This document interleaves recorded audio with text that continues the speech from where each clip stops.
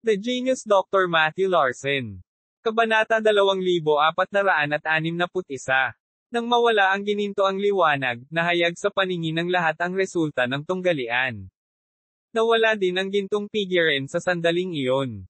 Sa lahat ng naroroon, si Do lang ang nananatiling kalmado habang si Zek naman ay mukhang tulala. Naunawaan ng lahat ang nangyari nang makita nila ang mga scrap ng bakal. Zek Onbi, may kakayahan ka pa bang magpatuloy sa pakikipaglaban? Mahinang tanong ng referee bilang naglakad papunta sa gilid ni Zek. Gayunpaman, sa sandaling ito, nabasag ang isip ni Zek sa biglaang pagsabog ng kapangyarihan ni Do. Bukod dito, ang banal na sandata na ay naglaan ng napakaraming lakas sa nabasag ng epekto. Hindi siya nag-react sa sinabi ng referee. Nang makita iyon, napailing na lamang ang referee bago ibinaling ang tingin kay Zek. Anong masasabi mo? Nararanasan pa rin ng mga tao ng Emsgate ang biglaang pagpapalitan ng saya at kalungkutan, lalo na si Elder Onbi. Ilang segundo lang ang nakalipas, ay puno ng pagmamalaki bilang tinanggap ang papuri mula sa lahat ng nakapaligid sa kanya. Hindi niya inaasahan na masampal siya nang wala sa oras. Higit pa rito, ang Soul Chain ay ang kayamanan ng Onbi family. Ngayon, hindi lamang sila natalo sa laban, ngunit ang kanilang banal na sandata ay nawasak din. Sila ay dumanas ng malaking pagkawala. Yung iba naman, bumagsak din ang mukha. Ang pagkatalo sa laban na ito ay nangangahulugan na kahit na manalo sila sa susunod na 2 laban, ito ay mabibilang lamang bilang isang tabla.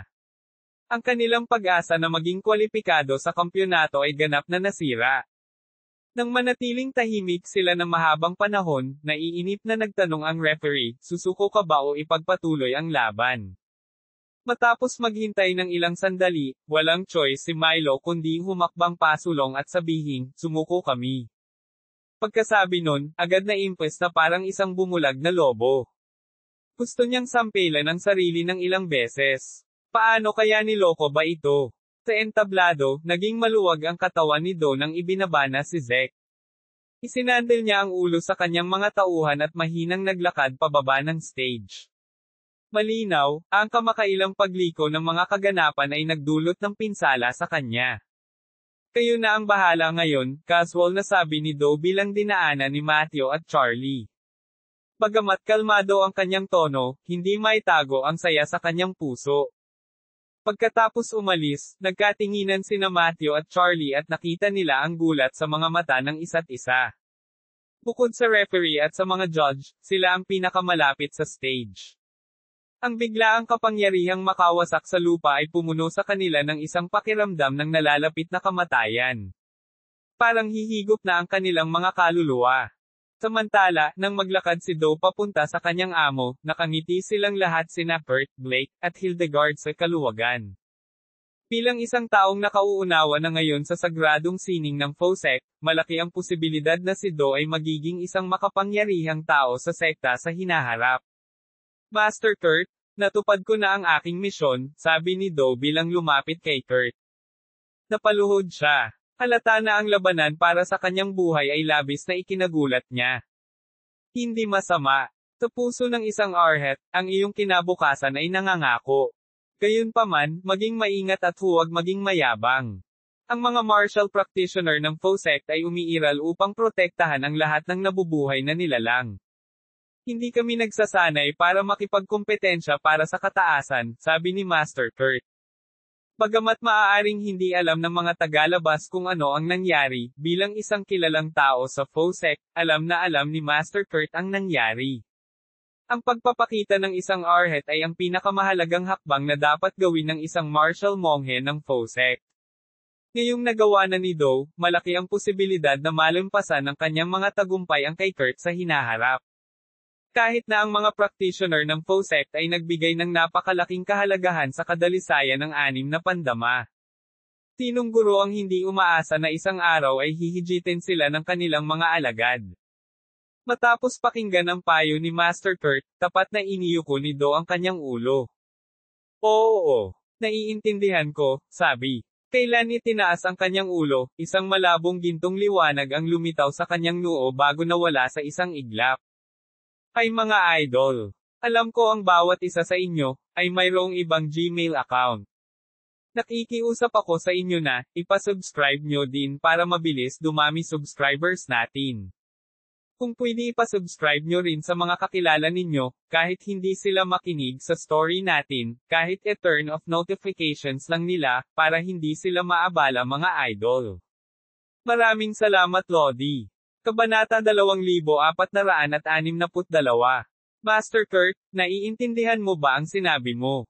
Naghintay si Blake hanggang sa magretiro si Paintaker para magpahinga, pagkatapos, lumingon kay Kurt na may makahulugang ekspresyon sa mukha. Salamat sa langit. Salamat, Great Elder, para sa iyong payo. Ito ay naging pagbubukas ng mata. Kung hindi pinigilan ni Blake si Kurt sa kritikal na sandaling iyon ay matagal nang kumilos si Kurt. Ngayon, naintindihan ang sinabi ni Blake kanina. Ang patuloy na proteksyon ay talagang haad lang sa disipulo. Ang pagiging isang martial artist ay ang pagtahak sa linya sa pagitan ng buhay at kamatayan. Noon lamang mauunawaan ng isa ang dakilang daw. Sa isiping iyon, lumalim ang tingin ni Kurt bilang tumingin sa abot tanaw. Iniisip niya kung anong klaseng sitwasyon ngayon ang kanyang matigas ang ulo na munting alagad. Samantala, sa malayong estado ng South Haven, hindi maipaliwanag na bumahing si Paintaker bilang sinusuri ang pulso ng isang pasyente. Nakaupo sa harap ang matandang babae nag-aalala agad. Si Dr. Paintaker, nilanat ka ba? Nagtanong. Maagang taglamig na. Lalong lumalamig ang hangin. Kahit na, ang nipis ng damit mo. Mag-ingat na huwag sipon. Huwag kang mag-alala, ma'am. Hindi ako nilalamig. Mainit siya isang dalisay at magiliw ng ngiti. Pagkatapos, ipinagpatuloy ang pagsusuri sa kanya. Sa likod niya, ang makapal na bundle dinala ay natatakpan na ng isang patong ng dumi. Isang tingin at malinaw na ang pack ng plain clothes na ibinigay ni Matudete Kaliwa ay hindi kailanman nabuksan. Nang makita ang lahat ng kanyang mga pasyente, dahan-dahang tumayo si Paintaker. Salamat sa langit. Ang nayon ay gumaling na sa lahat ng dysentery. Sa hinaharap, mangyaring huwag uminom ng hindi ginagamot na tubig. Dapat itong pakuluan muna. Palam, mabubuting mga Ginoo at Madam. Isang mababaw na busog ang ibinigay niya. Nataranta ang mga taga-nayon nang marinig iyon. Hindi ka namin nasusuklian sa sobrang kabaitan mo. Mangyaring manatili para sa isa pang araw, sabi ng isa sa mga taga-nayon. Magpasalamat tayo ng maayos. Oo. Napakalayo ng Crowvale. Kung hindi dahil sa iyo, wala sa amin ang nakaligtas. Mangyaring manatili para sa isa pang araw. Gumiti lang si Paintaker nang harapin ang same time na pakiusap ng mga taga-nayon. I appreciate your kindness, everyone. Gayunpaman, marami pang paghihirap ang naghihintay sa akin. Hindi ko kayang tumigil. Dahil doon, tumahimik ang lahat. Ang South Haven ay isang estado na napapaligiran ng mga bundok na may maraming nayon na kasing liblib sa kanila kung saan tumanggi ang mga doktor na puntahan. Sa sandaling nahawaan ng nakakahawang sakit, ang tanging magagawa ng mga taga-nayon ay maghintay ng kamatayan. Sa pag-iisip na iyon, hindi nila maaaring ipilit na natili. Paalis na sana si Paintaker. Maya-maya lang ay biglang sumigaw ang isang matandang lalaki. Pakihintay. Sa lalong madaling panahon tapos na magsalita, lumakad papunta sa Paintaker na may hawak na mangkok na gawa sa kahoy sa nanginginig niyang mga kamay. Mahirap ang aming baryo, kaya walang espesyal na maibibigay sa iyo. Ang aking asawa ay naghanda ng maraming rice cake. Mangyaring dalhin sila sa iyo. Senyales ang kilos ng matanda. Naunawaan agad ng ibang mga taga-nayon ang nangyayari. Isa-isa silang tumakbo pabalik sa kani-kanilang mga tahanan at nagmamadaling bumalik. Sa sumunod na ilang minuto, nakatayo doon si Paintaker habang ang daan-daang taga-nayon ay pilit na tinutulak ng pagkain sa kanya. Tatanggihan niya ang kanilang inalok na pagkain. Gayunpaman, ang unang matandang lalaki ay gumalaw na parang papaluhod na sana siya. Ang aksyon ay nagpatalon kay Paintaker. Sir, huwag naman po. Bakit gagawin ito? Kami ay may utang na loob sa iyong kabaitan. Kung hindi mo tatanggapin ang Reg Along ito, hindi ako babangon. Sa pangunguna ng matanda, sumunod ang ibang mga taga-nayon at lumuhod. Nahaharap sa gayong sigasig, hindi na makatanggi ang Paintaker sa kanilang mga handog.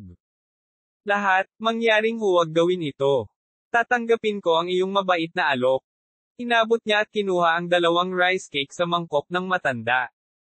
Tinatanggap at pinahahalagahan ko ang mabait na kilos, Ginoo. Ngayon, mangyaring mag-ingat, lahat. Pagkasabi nun, hindi na nagtagal at tumalikod na para lisanin ang nayon. Ang mga taga-nayon ay nakatulala lamang na pinagmamasdan ang figure ni Paintaker na naglalakad palayo. Sa bandang huli, nawala sa kanilang paningin. Ang lahat ng mga taga-nayon ay sumunod sa pangunguna ng matanda at patuloy na nanatili sa kanilang mga tuhod.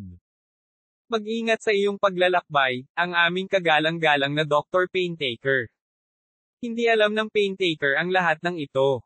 Bilang mahinahon at tuloy-tuloy na nagpatuloy, isang gintong liwanag ang bahagyang sumilay sa kanyang noo. Kabanata 2463.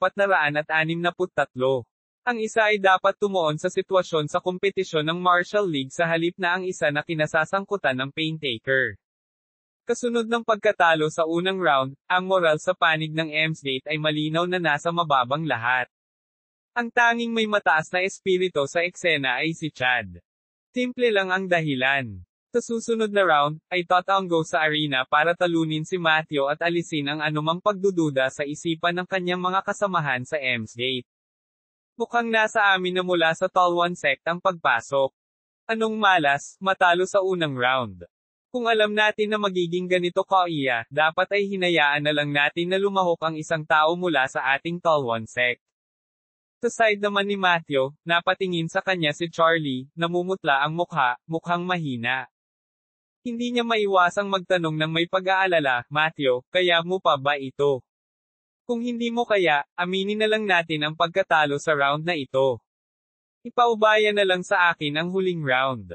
Ipinapangako kung kakayanin ko ang kompetisyon.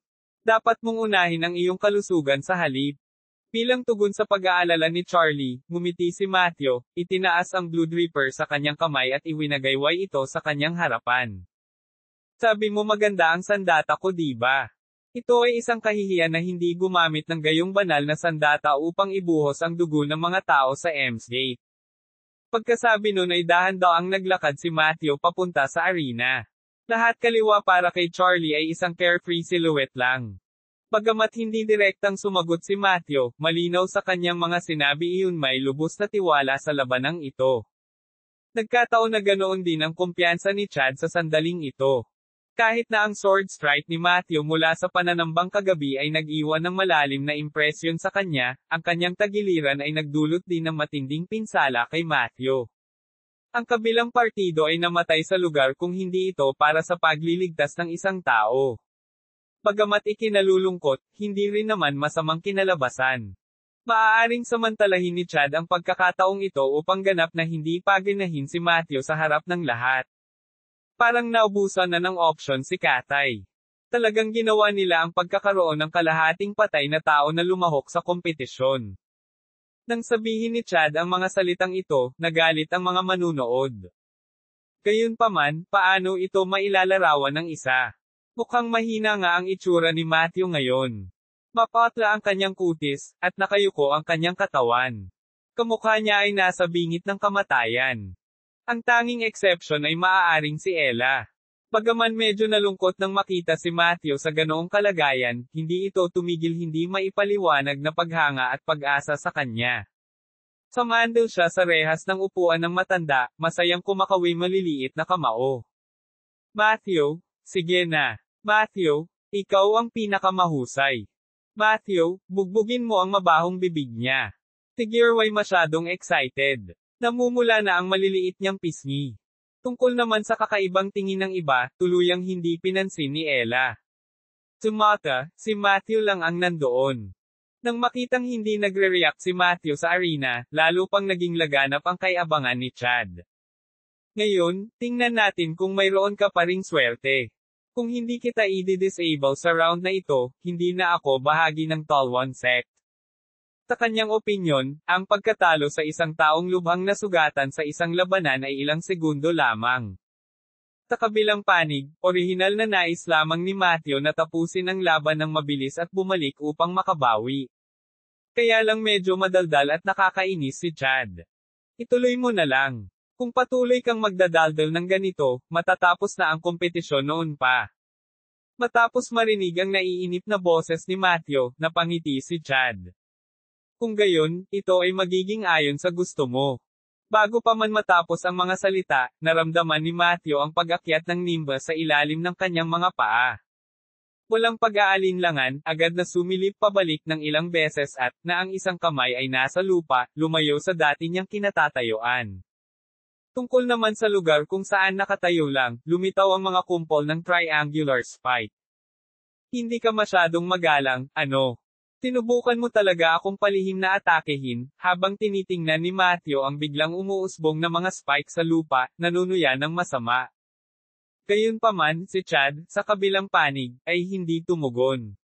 Mabilis siyang tumakbo sa buong arena na may bulk zone ng hangin sa ilalim ng kanyang mga paa. Kabanata 2464. Matapos ang pananambang kahapon, bagamat naramdaman ni Matthew na lumulubog ang kanyang kamalayan, nanatiling buo ang kanyang alaala.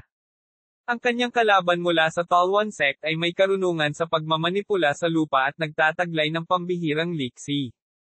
Hindi natural na matatakot si Matthew sa kanyang kalaban kundi nasa kanyang prime physical condition.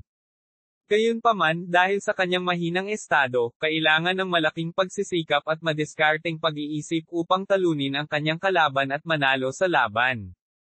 Samantala, si Chad, sprinting sa kahabaan ng arena, ay ipinakita na ang kanyang agility technique sa sukdulan. Sa unang tingin, ang nakikita lang ng isa ay isang mabilis na gumagalaw na silhouette. Nakatuon ang buong atensyon ni Matthew, na nasa gitna ng arena. Nasaksihan na niya ang mga diskarte ng kanyang kalaban noon. Katulad ni Zek, pareho silang bihasa sa mga long-range attacks. Gaya ng inaasahan, sa paghugot ni Matthew ng kanyang espada, isang malamig na kislap ang sumilay sa kanyang likuran. Umikot siya, ibinaba ang kanyang espada, at mabilis na hinati ang mga spike na gawa sa lupa sa kalahati. Sa paglulunsad ni Chad ng isa pang pag-atake, ang mga sumusunod na yugto ay parang isang malakas na bagyo, walang humpay at walang katapusan. Ang mga spike ng lupa ay nagmula sa lahat ng direksyon, na nakatutok kay Matthew, gayunpaman, hinaranggan ang mga paparating na spike sa bawat pagwalas ng kanyang mga espada. Ang kanyang reflexes at liksi ay hindi masama, ngunit ang pinagbabatayan ng mga pinsala ay nagpapabigat pa rin sa kanya. Tingnan natin kung gaano kakatagal makakatagal. Ang pangungusap na ito ay lumabas sa isip ni Chad bilang muling pinarampa ang bilis ng kanyang mga pag-atake. Ang bilang ng mga spike ng lupa sa sandaling iyon ay lumundag patungo kay Matthew sa mas matinding galit. Gaya nga ng inaasahan ni Chad, unti-unting naramdaman ni Matthew na humihina ang kanyang tibay sa matinding pag-iwas, at lumilipad ang kanyang isip. Hindi siya makapag-react sa isang sandali, at ang matutulis na mga spike ng lupa ay dumiretso sa gitna ng kanyang noo. Kahit na mabilis na inikot ang kanyang ulo, ang kanyang mukha ay may malalim pa ring damo. Ang kanyang orihinal na ritmo ay agad na nag-ambala dahil dito, at hinihintay ni Chad ang pagkakataong ito. Sa biglang preno, nakayuko, at sa isang malakas na pagtulak Jenga pa sa lupa, itinulak patungo kay Matthew na parang bala. Sa sprint na ito, isang surge ng masiglang nimbus ang nagpakita sa kanyang kamay.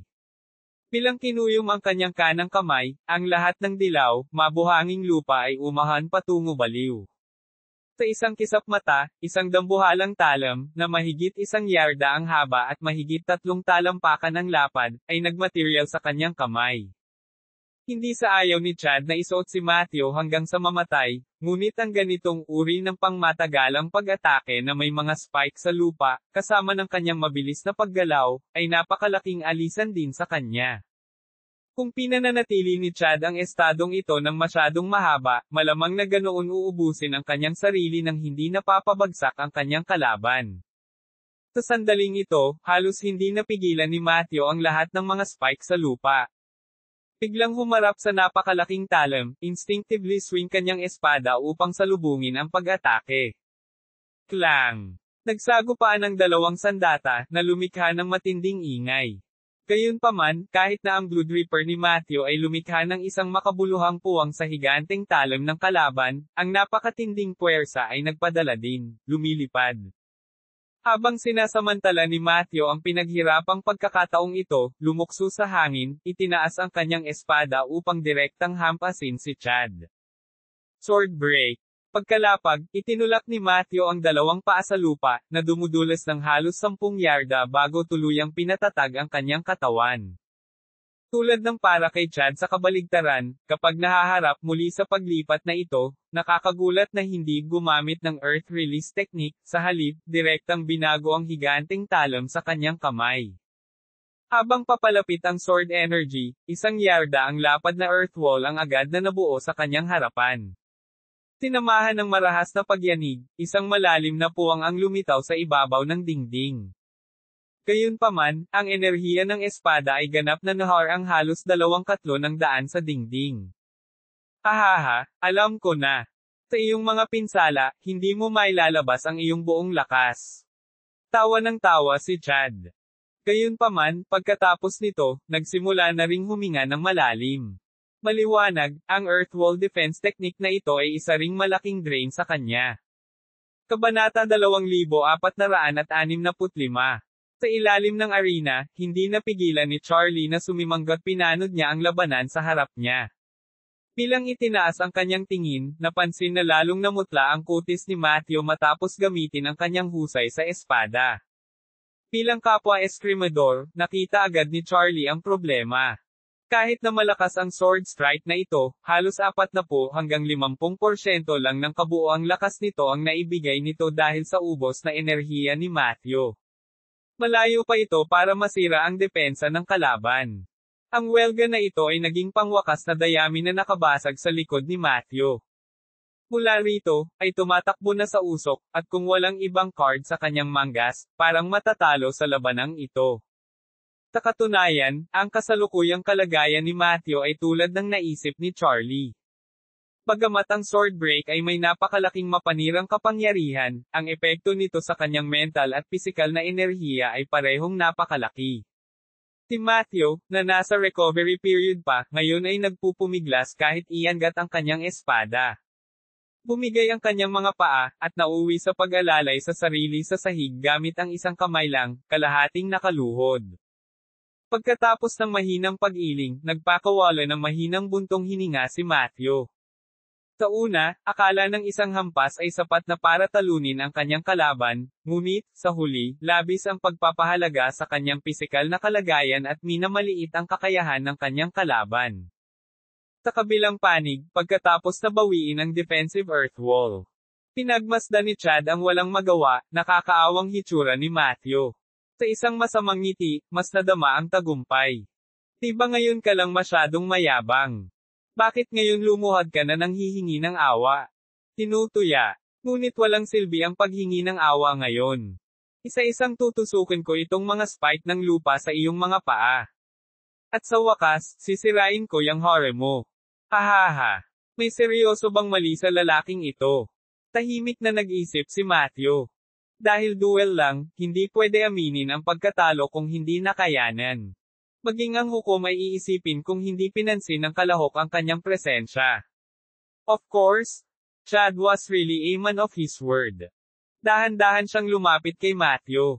Sa pamamagitan ng pagwagayway ng kanyang kamay, mabilis na bumaril ang isang spike ng lupa na kasing kapal ng chopstick. Habang kumunat ang noo ni Matthew, diretsong tumusok ang spike sa kanyang hita. Agad na bumulwak ang isang putok ng mainit at pulang-pulang dugo. Wow! Mayroon kang isang malakas na paghahangad, ha? Hindi ka man lang sumisigaw sa sakit. Paano ito? Pagkasabi nun, isa pang spike ang tumusok sa braso ni Matthew. Sa puntong ito, mahigit 20 talampakan lang ang pagitan nila. Habang pinagmamasdan ni Matthew ang kanyang kalaban na humahakbang patungo sa kanya, biglang ngisi. Ginoo. Chad, mukhang lumalapit ka na sa akin. Bago pa man tuluyang lumabas ang mga salita sa kanyang bibig, idinilat ni Matthew ang kanyang mga mata. Nang may naramdaman si Chad na kakaiba, nakaramdam ng matinding pagkabalisa. Gayunpaman, tulad G magre-react at umiiwas, biglang lumabo ang kanyang paningin, at sa isang kisap mata, nakaramdam ng matinding pananakit sa kanyang ibabang tiyan. Pagkatapos naramdaman ang mabilis na pag-alis ng kanyang nimbus sa kanyang katawan. Anong ginawa mo sa akin? Namumula ang mga mata, galit na tanong ni Chad. Hehe, hindi mo pa ba naiisip? Bakit ako magtatanong? Gumawa lang ako ng maliit na butas sa harem mo. Kailangan bang gumawa ng ganoong kaguluhan tungkol dito? Sagot ni Matthew, at tahimik na lumutang sa kanyang palad ang isang maliit na karayom na bakal. Ikaw. Bagamat nahulaan na ito ni Chad, na puno ito ng marinig na ang kanyang hara ay nabasag mula mismo sa bibig ni Matthew sa kawalan ng pag-asa. Si Matthew ay malinaw na nasa isang estado kung saan madaling talunin. Nagkaroon ng napakalakas na trump card. Bakit hindi gamitin ito kagabi? Sa bagay na ito, talagang malas si Chad.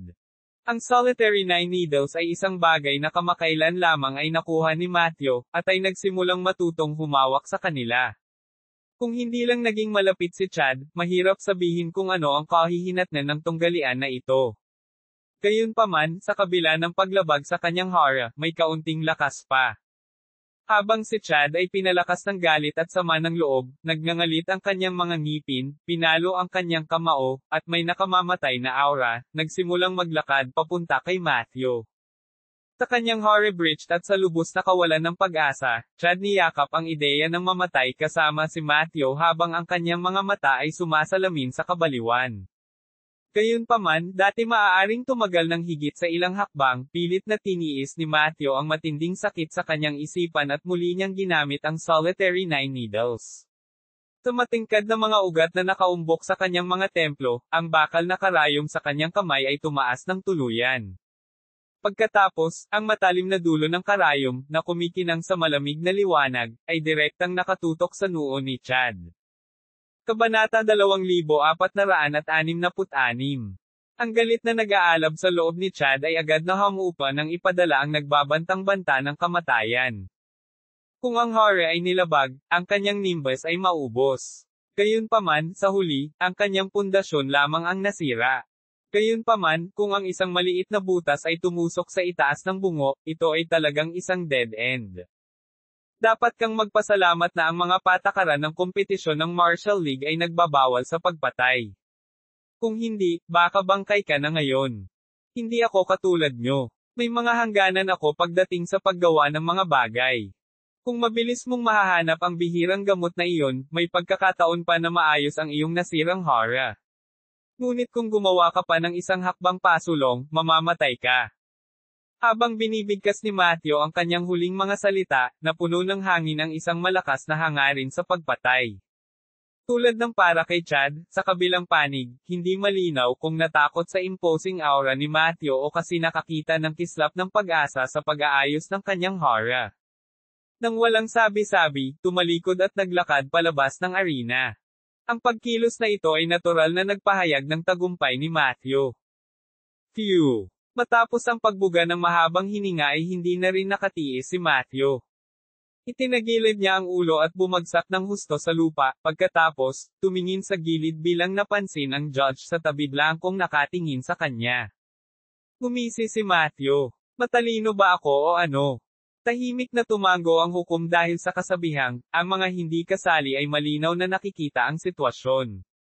Sa huling sandali ng standoff, masasabing nasa dulo na si Matthew. Ang huling pagkilos ng pagmamatigas ni Matthew ay ang pagkontrol sa metal na karayom at pagpapalipad nito. Kung nagpigil pa si Chad ng ilang paghinga, tiyak na hindi makakapidyaw si Matthew. Gayunpaman, hindi ginawa ni Chad. Ang pinaghalong kawalan ng pag-asa at galit ay ganap na nabalot sa lahat ng kanyang damdamin, umalis na walang puwang sa pag-iisip upang isaalang-alang ang anumang bagay.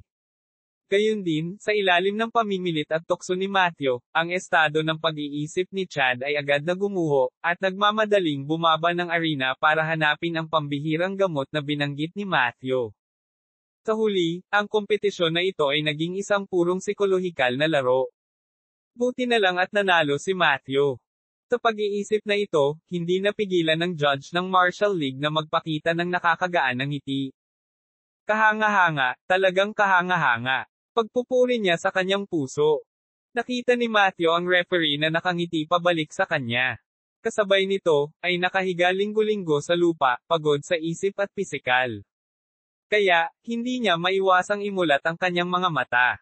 Judge, naniniwala ka bang kaya ko nang tumayo at maglakad pababa ng arena? Ang hukom sa una ay naguguluhan, pagkatapos ay umiling sa pagkalito. Halos hindi ka makapagsalita sa kalagayan mo ngayon. Paano ka makakababa ng mag-isa? Kaya, bilisan mo at mabilis na i-announce ang resulta ng laban. Kailangan ko ng medikal na atensyon. Sa sandaling ito, sa wakas ay nahuli ang referee. Sa round na ito, panalo si Matthew. Bilisan mo, tumawag ka ng mga medical personnel. Tulad ng pinanghahawakan ni Matthew hanggang ngayon, hindi na makatiis. Ang kanyang pisikal at mental na enerhiya ay umabot na sa kanilang mga limitasyon. Nang marinig ang medyo walang muwang na hukom na sa wakas ay humihingi ng tulong medikal para sa kanya, na-relax ni Matthew ang kanyang isip. Ilang sandali pa, nagdilim ang kanyang paningin, at nahulog sa koma. Sa kabilang banda, mas lalong nagdilim ang mukha ng dakilang Octavian matapos masaksihan si Matthew na mabilis na dinala palabas ng arena. Ganun lang kalapit. Kung nagtagal pa si Chad o nagawang pakalmayan ang sarili, napagtanto sana ito. Sa karakter ni Matthew, paano pinalampas ang ganitong pagkakataon kung may natitira pa bang lakas? Techniques. Manatiling walang oras sa 58. Sa halip, nagbigay pa nga tamang paalala. Nakalulungkot, huli na para sabihin ang anumang bagay ngayon.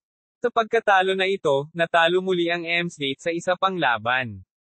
Kasama ang mga naunang pagkatalo, sa puntong ito, 30 isla na ang napanalunan ni Katay mula sa kanila. Ito ay isang lubos na kahihiyan. Paano nila haharapin ang kanilang tinubuang bayan sa Emsgate kung ang mga bagay ay nanatiling ganito? Ano man ang edad, ang mga puwersa ng Emsgate na naruroon ay nakabitin ang kanilang mga ulo sa pagkabalisa sa sandaling iyon, na walang anumang moral. Kasabay nito, tahimik silang nagmumura sa kaibuturan ng kanilang mga puso habang iniisip nila. Timan? Anong top tier na pamilya? Anong top tier force? Nagkukunwaring big shot sila sa simula pa lang. Lalo na si Chad. Wala sa mga ito ang mangyayari kung hindi pa lumapit kay Matthew at nagyabang sa kritikal na sandaling iyon. Kabanata 2467. Ang kanyang mga kasamahan ay hindi nasisiyahan, ngunit si Chad Talwan ay walang ideya. Pero kahit na alam, walang pakialam sa lahat. Sa sandaling ito, isa lang ang nasa isip niya. Magmadali sa Emsgate at mabilis na hanapin ang mga kayamanan na binanggit ni Matthew na makapagpapagaling sa kanyang hara. Walang kahit anong pagbati.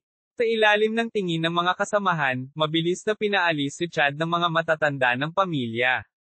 Maging ang ibang mga alagad ng sekta ay hindi pinansin.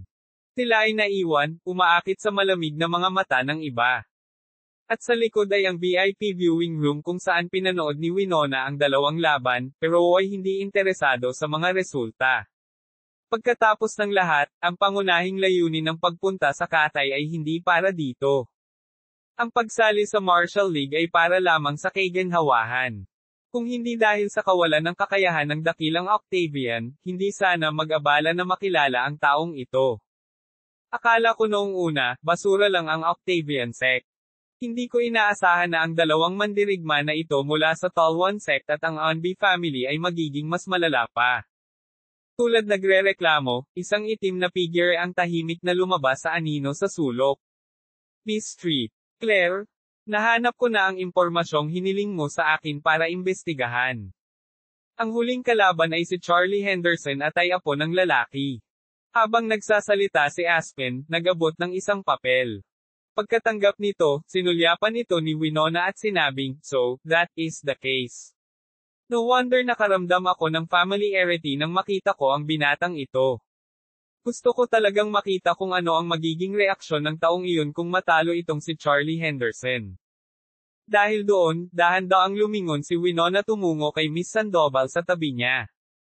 Hindi na kita kailangang turuan kung ano ang susunod na gagawin, tama ba? Naiintindihan ko, Miss Street. Claire. Magalang na sagot ni Miss Sandoval at umalis papuntang arena. Pagkatapos umalis, nagpatuloy si Aspen sa pagsasalita. Paumanhin para sa aking kawalan ng kakayahan, Miss Street. Claire. Mula nang matuklasan ako ng matandang Mr. Bain, ang pagtatanggol ng buong Bain Manor ay itinaas sa pinakamataas na antas.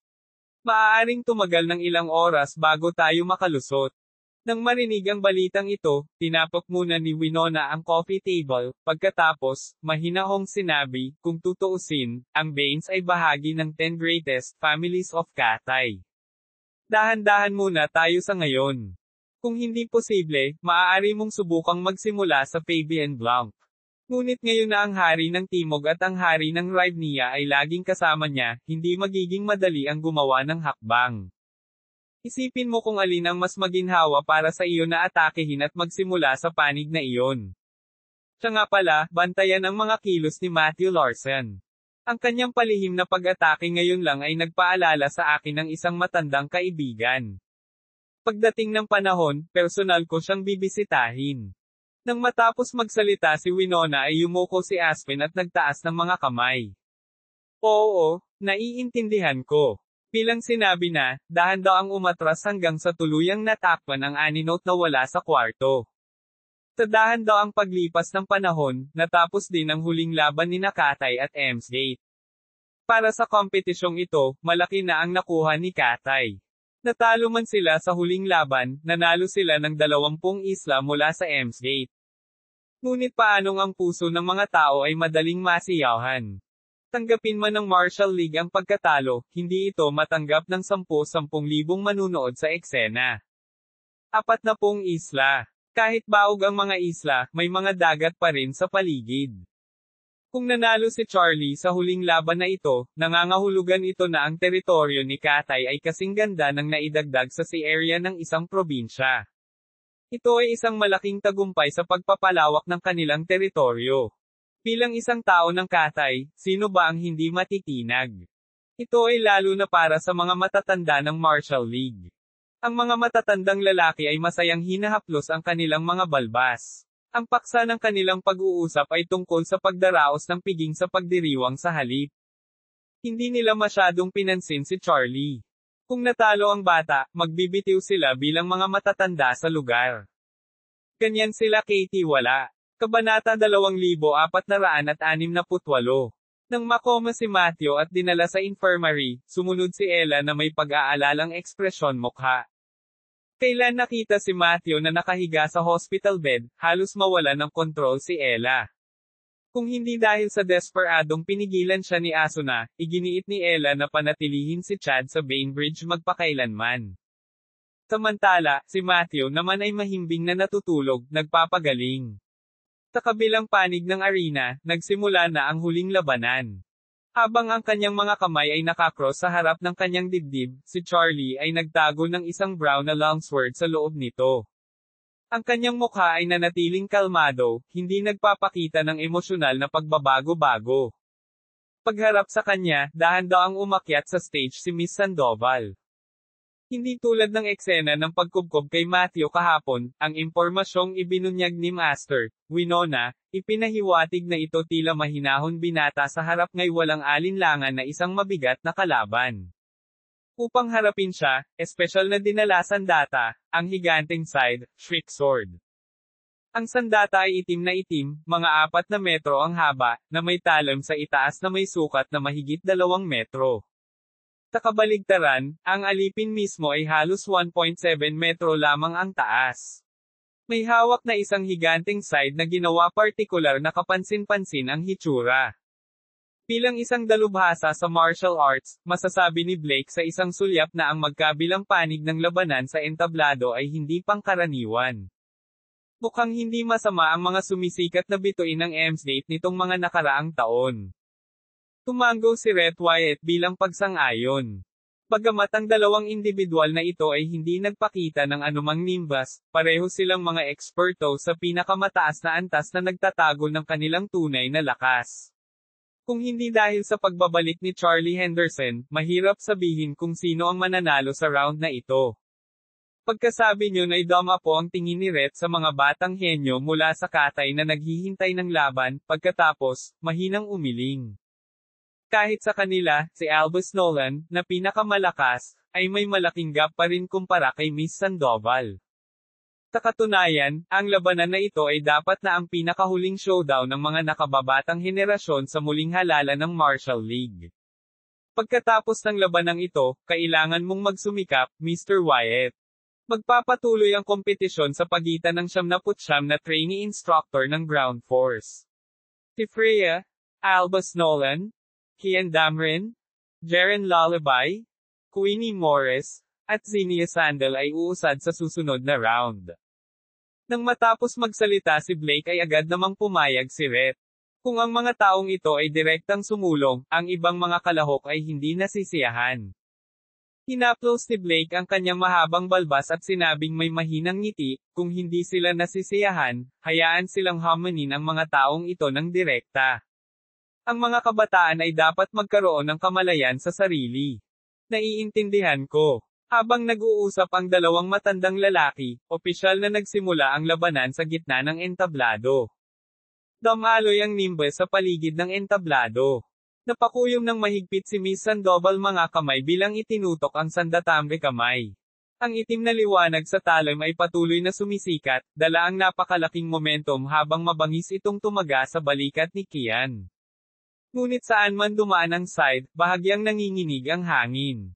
Napuno ng malakas na hangin ang buong stage. Ang naturang momentum ay direktang bumulaga sa lahat ng miyembro ng katay na naghihintay na lumaban kahit na daan-daang metro ang pagitan nila. Nakarating pa rin sa kanila ang malalamig na balak na pagpatay, na nagpatindig sa kanilang mga balahibo. Kung tatamaan sila ng ataking ito, tiyak na mahihiwa sila sa kalahati. Gayunpaman, sa harap ng hakbang na ito, nanatiling kalmado at kalmado si Charlie. Habang papalapit ang side, mahinahong iniabot ang kaliwang kamay. Sa magkadikit na dalawang daliri, nag-transform ito sa anyo ng espada bago mabilis na naging anino ng espada na may 3 talampakan. Sa sandaling iyon, isang walang kapantay na enerhiya ng espada ang dumaan sa buong entablado. Nang ang nakatagong anino ng espada ay tumama sa nakasisilaw na talim ng side sa ulo, ang mabangis na pag-atake ni Miss Sandoval ay direktang naharang. Bahagyang nanginig din ang buong side dahil sa matinding banggaan. Ang shockwave na nalikha ng banggaan na ito ay naging sanhi ng mahabang robe sa magkabilang gilid na mag-flutter at gumawa ng isang swooshing sound. Ito, napakalakas noon. Lahat ng naruroon, pati na ang kanilang mga kasamahan, ay hindi napigil ang mapabuntong hininga sa tagpong ito. Kabanata 2469.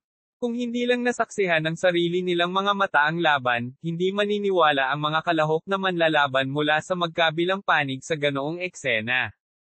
Bilang mga kapantay at martial arts practitioner, ang kanilang mga lakas ay ibang-iba. Si Albus, na nasa karamihan, ay may pakiramdam ng pagkabalisa. 5 taon na ang nakalipas, katatapos lang ng kanyang debut kasama si Charlie. Bilang isang binata na puno ng sigla at talento, ay gumawa ng mga dakilang adhikain na itinuturing na pinakamataas sa mortal na mundo. Dahil dito, pribadong hinamon si Charlie sa isang tunggalian. Gayunpaman, sa huli, natalo si Charlie sa kalahating galaw lang. Pagkatapos noon, nagpa siya si Albus na buong pusong linangin ang martial arts. Mamaya, nabalitaan na nag-iisa si Charlie sa far north upang magsanay at mula noon ay nawala ng walang bakas. Sa oras na iyon, medyo nakaramdam ng panghihinayang si Albus. Hindi niya inaasahan na magkikita pa kami ni Charlie ngayon. Ang agwat sa pagitan ng dalawang panig ay naging napakalawak na.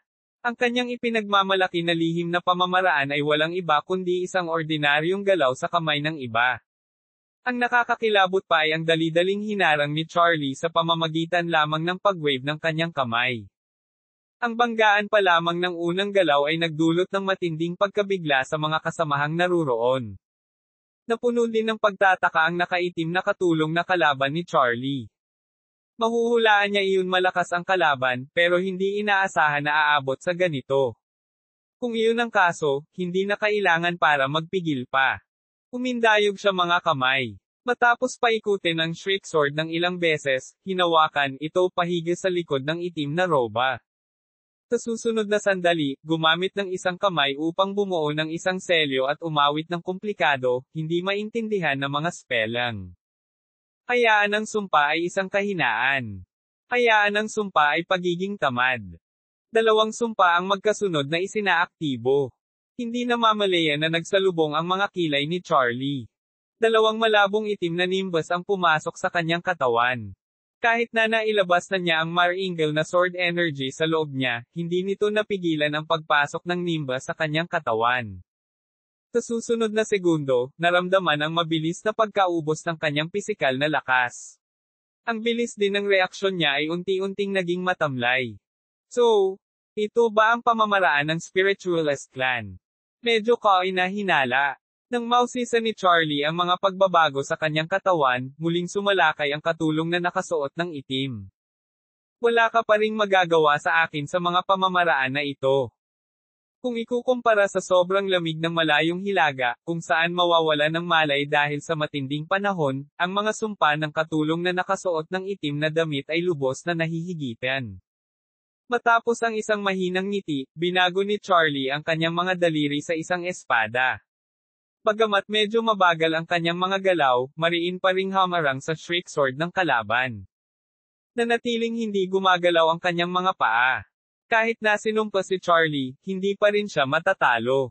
Unti-unting lumitaw ang isang nag-aalalang ekspresyon mukha, pagkatapos, nadagdagan ang output ng nimbus na naman. Sa isang sandali, ang orihinal na itim na higanteng side ay biglang nag-apoy ng madilim na lilang apoy. Bagamat walang pakiramdam ng init, ang nakikita lamang ng patuloy na pagkislap ng liwanag ay sapat na upang kiligin ang isa. Pagbagsak. Sa galit na sigaw, muling itinaas ng katulong na nakasuot ng itim ang karit. Unveiled. Sa pagkakataong ito, bagaman nagawa ni Charlie na harangan ang side, sa wakas ay napaatras ng ilang hakbang. Ngunit nang makitang ang pag-ataking ito ay wala pa ring makabuluhang epekto, nadagdagan ang lakas sa hangga kamay muli. Ang bawat welga ay mas mabangis sa bawat galaw ay nagiging mas brutal. Nakatingin kay Charlie, napagtanto na hinawakan lamang ng isang kamay ang kanyang mahabang espada upang harangan ang mga pag-atake ng kalaban, na ginawa ang kanyang sarili na hindi malalampasan. Ito ay isang hakbang na nagbigay daan kay Charlie na mahinahon na ipagtanggol ang sarili. Sa ilalim ng tuloy-tuloy at mabangis na pag-atake ng katulong na nakasuot ng itim, lumitaw na ang mga butil ng pawis noo. Ang kanyang mga braso ay nagsisimula ng makaramdam ng pamamanhid at pananakit sa paulit-ulit na sagupaan. Kahit na naging tanga, nakarating sa pagkakaunawaan. Kung gumasa lamang sa mga pamamaraang ito, ay magiging ganap na walang magawa laban sa kalaban. Kaya, muling binawi armas at ginamit pinakamalakas na trump card. Langit na kurtina. Habang dahan-daang umangat ang nakaitim na katulong mga kamay, dalawang itim na higanteng kuko ang tahimik na lumitaw sa likuran niya. Para sa isang segundo, isang malamig na hangin ang tumago sa buong arena. Para naman sa mga kalahok sa ibaba ng entablado, parang may mga pin at karayom sa kanilang anit. Kabanata 2470. Tila dim ang mga ilaw sa paligid ng maging malamig ang tanawin. Sa sandaling ito, naging seryoso ang ekspresyon ni Charlie. To be honest, ganyang sili yan ibang klase ng lamig ang naramdaman habang tumatagos ito sa kanyang kamalayan. Mukhang hindi na ako magpapabaya. Matapos ibulong ang mga salitang ito, sa wakas ay nabitawan ni Charlie ang tatlong talampakang berdeng talon na iyon nakahawak sa kanyang mga braso. Sa isang sandali, ang mabangis na aura na sinamahan ng nagyayelong enerhiya ng espada ay dumaan sa paligid. Ang orihinal na selyo sa loob ng kanyang katawan ay agad ding nawala habang ang malamig na aura na orihinal na tumago sa arena ay mabilis na nawala. Matapos mapa-atras ng 12 metro, sa wakas ay naabot ng dalawang mandirigma ang balanseng estado. Ang dahilan kung bakit maaaring mabuhay mag-isa sa far north sa lahat ng mga taon na ito ay dahil sa espada sa kanyang kamay.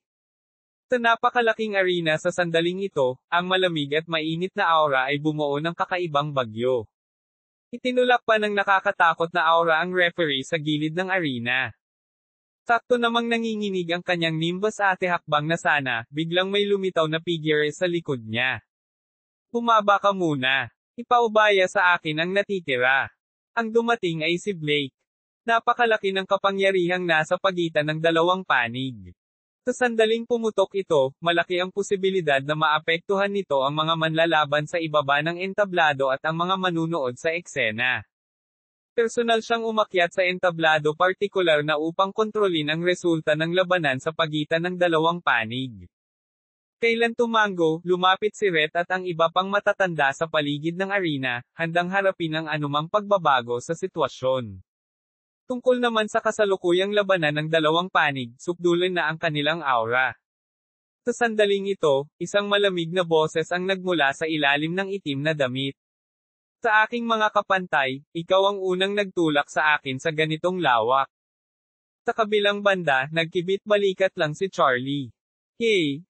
Sa nakalipas na 5 taon, ikaw ang unang makakatulak sa akin sa aking limitasyon. Sino ang kinatatakutan kanino? Bukod dito, ano totoo talaga ang sinabi? Sa nakalipas na 5 taon ng pagsasanay sa Far North, ay nakatagpo ng lahat ng uri ng makapangyarihang mga hayop, kaya't walang takot para sa kanya. Siyempre, hindi ito alam ng katulong na nakasuot ng itim. Nakaon ng itim na higanteng kuko biglang humampas ang likod at mabilis na naabot si Charlie. Kahit na ang bilis ng higanteng claw ay napakabilis, ang kanyang reaksyon ay ganoon din kabilis. Bago pa makalapit ang kuko ay nawala sa paningin si Charlie sa isang iglap. Sa sandaling ito, ang itim na higanteng kuko ay nahulog ng husto sa arena. Tinamahan ng paglitaw ng maraming bitek sa brilyante na bato. Hindi mabilang na mga piraso ng mga labi ang bumaril na parang mga bala at mabilis na lumipad patungo sa paligid. Mabuti na lang at dahil sa pagkakaayos ni Blake, napapaligiran na ang paligid ng arena ng grupo ng mga matatanda sa Marshall League. Nang lumipad ang hindi mabilang na piraso ng mga labi, agad silang kumilos. Sa malakas na aura, sunod-sunod na naging pulbos ang mga labi. Sa sandaling ito, hindi napigilan ni Blake na makahinga ng maluwag sa kanyang pansamantalang desisyon. Kung hindi, maraming nasawi sa pinangyarihan. Samantala, nagpatuloy ang labanan. Matapos iwasan ang atake ng kalaban, sa wakas ay naglunsad si Charlie ng sarili niyang hakbang. Sa pagkislap ng kanyang figure, mabilis na dumating sa harap ng katulong na nakaitim na damit. Bilang humakbang pasulong gamit ang kanyang kaliwang paa, yumuko ang kanyang katawan habang ang espada sa kanyang kamay ay umuusad paitaas. Sa pagharap sa biglaang pag-atake na ito, ang isa pang higanteng kuko, na nasa likod ng katulong na nakasuot ng itim, ay biglang bumaba upang protektahan siya. Sa sandaling ito, sumara ang talim ng espada ni Charlie. Sa mga labi ng hindi mabilang na mga tagumpay at kabiguan, ang espada ay direktang bumangga sa higanteng kuko. Sa isang iglap, ang kakilakilabot na resulta ay naging dahilan upang mabunyag ang Diamond Rock. Napaka-energetic ng mga kabataan ngayon, di ba? Matapos magbuntong hininga, pinangunahan ni Rhett ang mga matatanda upang kumilos muli. The Medical Genius. Kabanata 2471-2480. Sa kabila ng proteksyon ng Heavenly Curtains Clause, ang katulong na nakaitim na damit ay napilitan pa ring bumalik sa nakakatakot na pag-atake ni Charlie. Pagkatapos mag-iwan ng dalawang malalim na marka sa lupa, bawat isa ay mahigit kalahating talampakan ang lalim at 20 yarda ang haba, sa wakas ay napatetag ang sarili. Napakalakas. Hindi napigilan ng katulong na mapasigaw nagpunas ng bakas ng dugo sa sulok and bibig. Ang kanyang pinakahuling pamamaraan, ang Heavenly Curtain, ay hindi lamang napakalakas sa mga tuntunin ng pag-atake, ngunit ang mga kakayahan nito sa pagtatanggol ay namumuna rin. Gayunpaman, ang nag-iisang hakbang ni Charlie ay nagdulot ng panloob na pinsala sa kanya. Tulad noong sa gulat, bahagyang napangiti si Charlie, pinananatili pa rin ang malabaw na posture. Napakahanga ka, kaya mong tiisin ang aking scorching shadow strike. Pero iniisip ko kung kakayanin mo ang susunod kong gagawin. Sa sumunod na segundo, kumislap ang kanyang figure, at lumitaw sa harap ng katulong sa isang kisap mata. Nagbago ang kanyang ekspresyon, ang katulong na nakasuot ng itim na damit ay mabilis na kinokontrol ang mga kuko ng langit na kurtina upang harangan ang sa harap ni pa. Sa tingin mo ba mahaharangan mo ako ng 2 beses sa parehong galaw?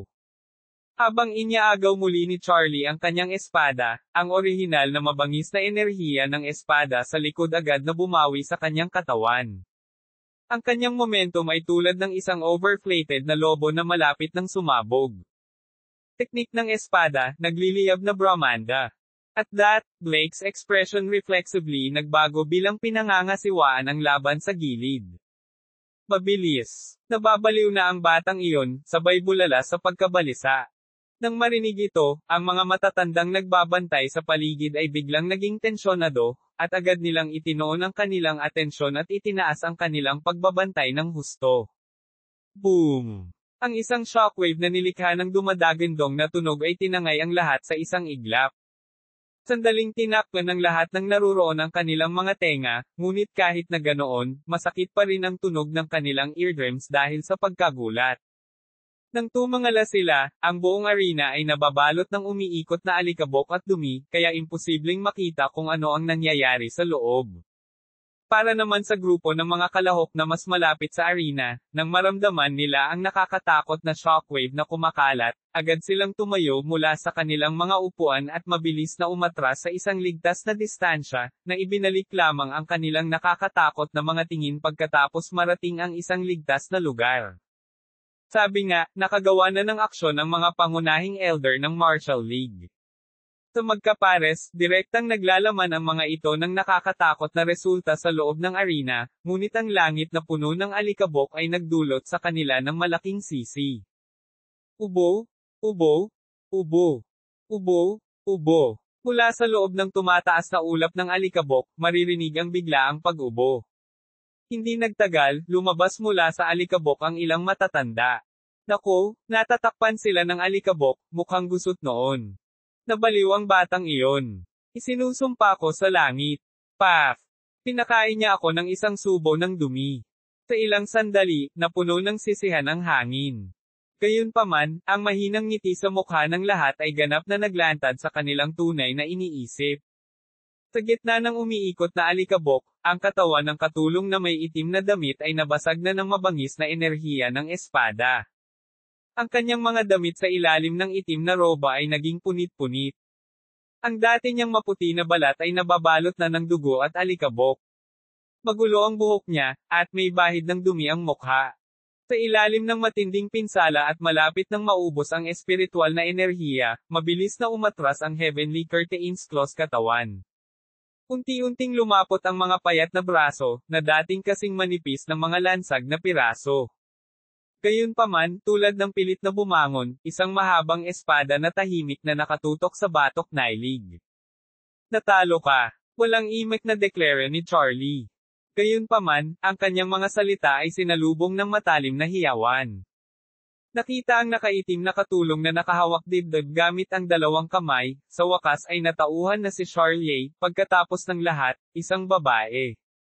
Nakasuot ng kalat-kalat na piraso ng tela katawan, ay halos hindi naiiba sa pagiging hubad. Na may namumulang mukha, binawi ang kanyang mahabang espada. Kabanata 2472. Walang sino man sa karamihan ang nakakaalam kung ano ang nangyari sa hanging puno ng alikabok. Ang tanging nakita lang nila ay ang biglang pagsigaw ng kalahok sa Emsgate, kasunod nito nagmamadaling tumakbo palabas mula sa loob na nakabalot sa kanya ang windbreaker ni Charlie. Ang eksenang ito ay nagdulot ng pagkalito sa lahat. Anong nangyari? Paano ko malalaman? Parang may X-ray vision ako. Sa tingin mo ba sila? Alam mo ang ibig kong sabihin, doon. Ang alam ko lang, kalokohan ang sinasabi mo. I bet you wouldn't dare touch that Emsgate girl kahit nasa harap mo siya ng parang ganon. Bilang itinuro ang katulong na nakaitim na damit, sinundan ng kanyang kasama ang kanyang linya ng paningin at nakita ang dalagang Emsgate na puno ng dugo, dumi, at gusot na buhok. Isang panginginig ang bumagsak sa kanyang gulugod, at inabandona ang anumang iba pang mga pag-iisip. Kalimutan mo na iyon. Nanalo tayo. Iyon lang ang mahalaga. Bago ipahayag ni Blake, ang pansamantalang referee, ang resulta ng laban, biglang sumabog ang isang malakas na saya mula sa mga manunood. Nanalo tayo. Isang kumpletong tagumpay laban sa Emsgate. Magaling, Martial League. Sa gitna ng nakakabinging tagay, unti-unting namuo ang alikabok sa arena. Kung ikukumpara sa kaawa-awang hitsura ng kalaban, si Charlie ay nanatiling composed gaya ng dati. Ang naglalagablab na espada sa kanyang kamay ay natakpan na. Ang nanalo, si Charlie Henderson. Matapos i-announce ang resulta ng laban, dumiretso si Blake kay Charlie at pinagsabihan ito, "You brat, hindi ka ba marunong magkontrol ng lakas mo? Napakaraming problema ang pinagdaanan namin para i-set up itong martial stage, at sinira mo ito ng ganito." Tinuro ni Blake ang likod bilang nagsalita.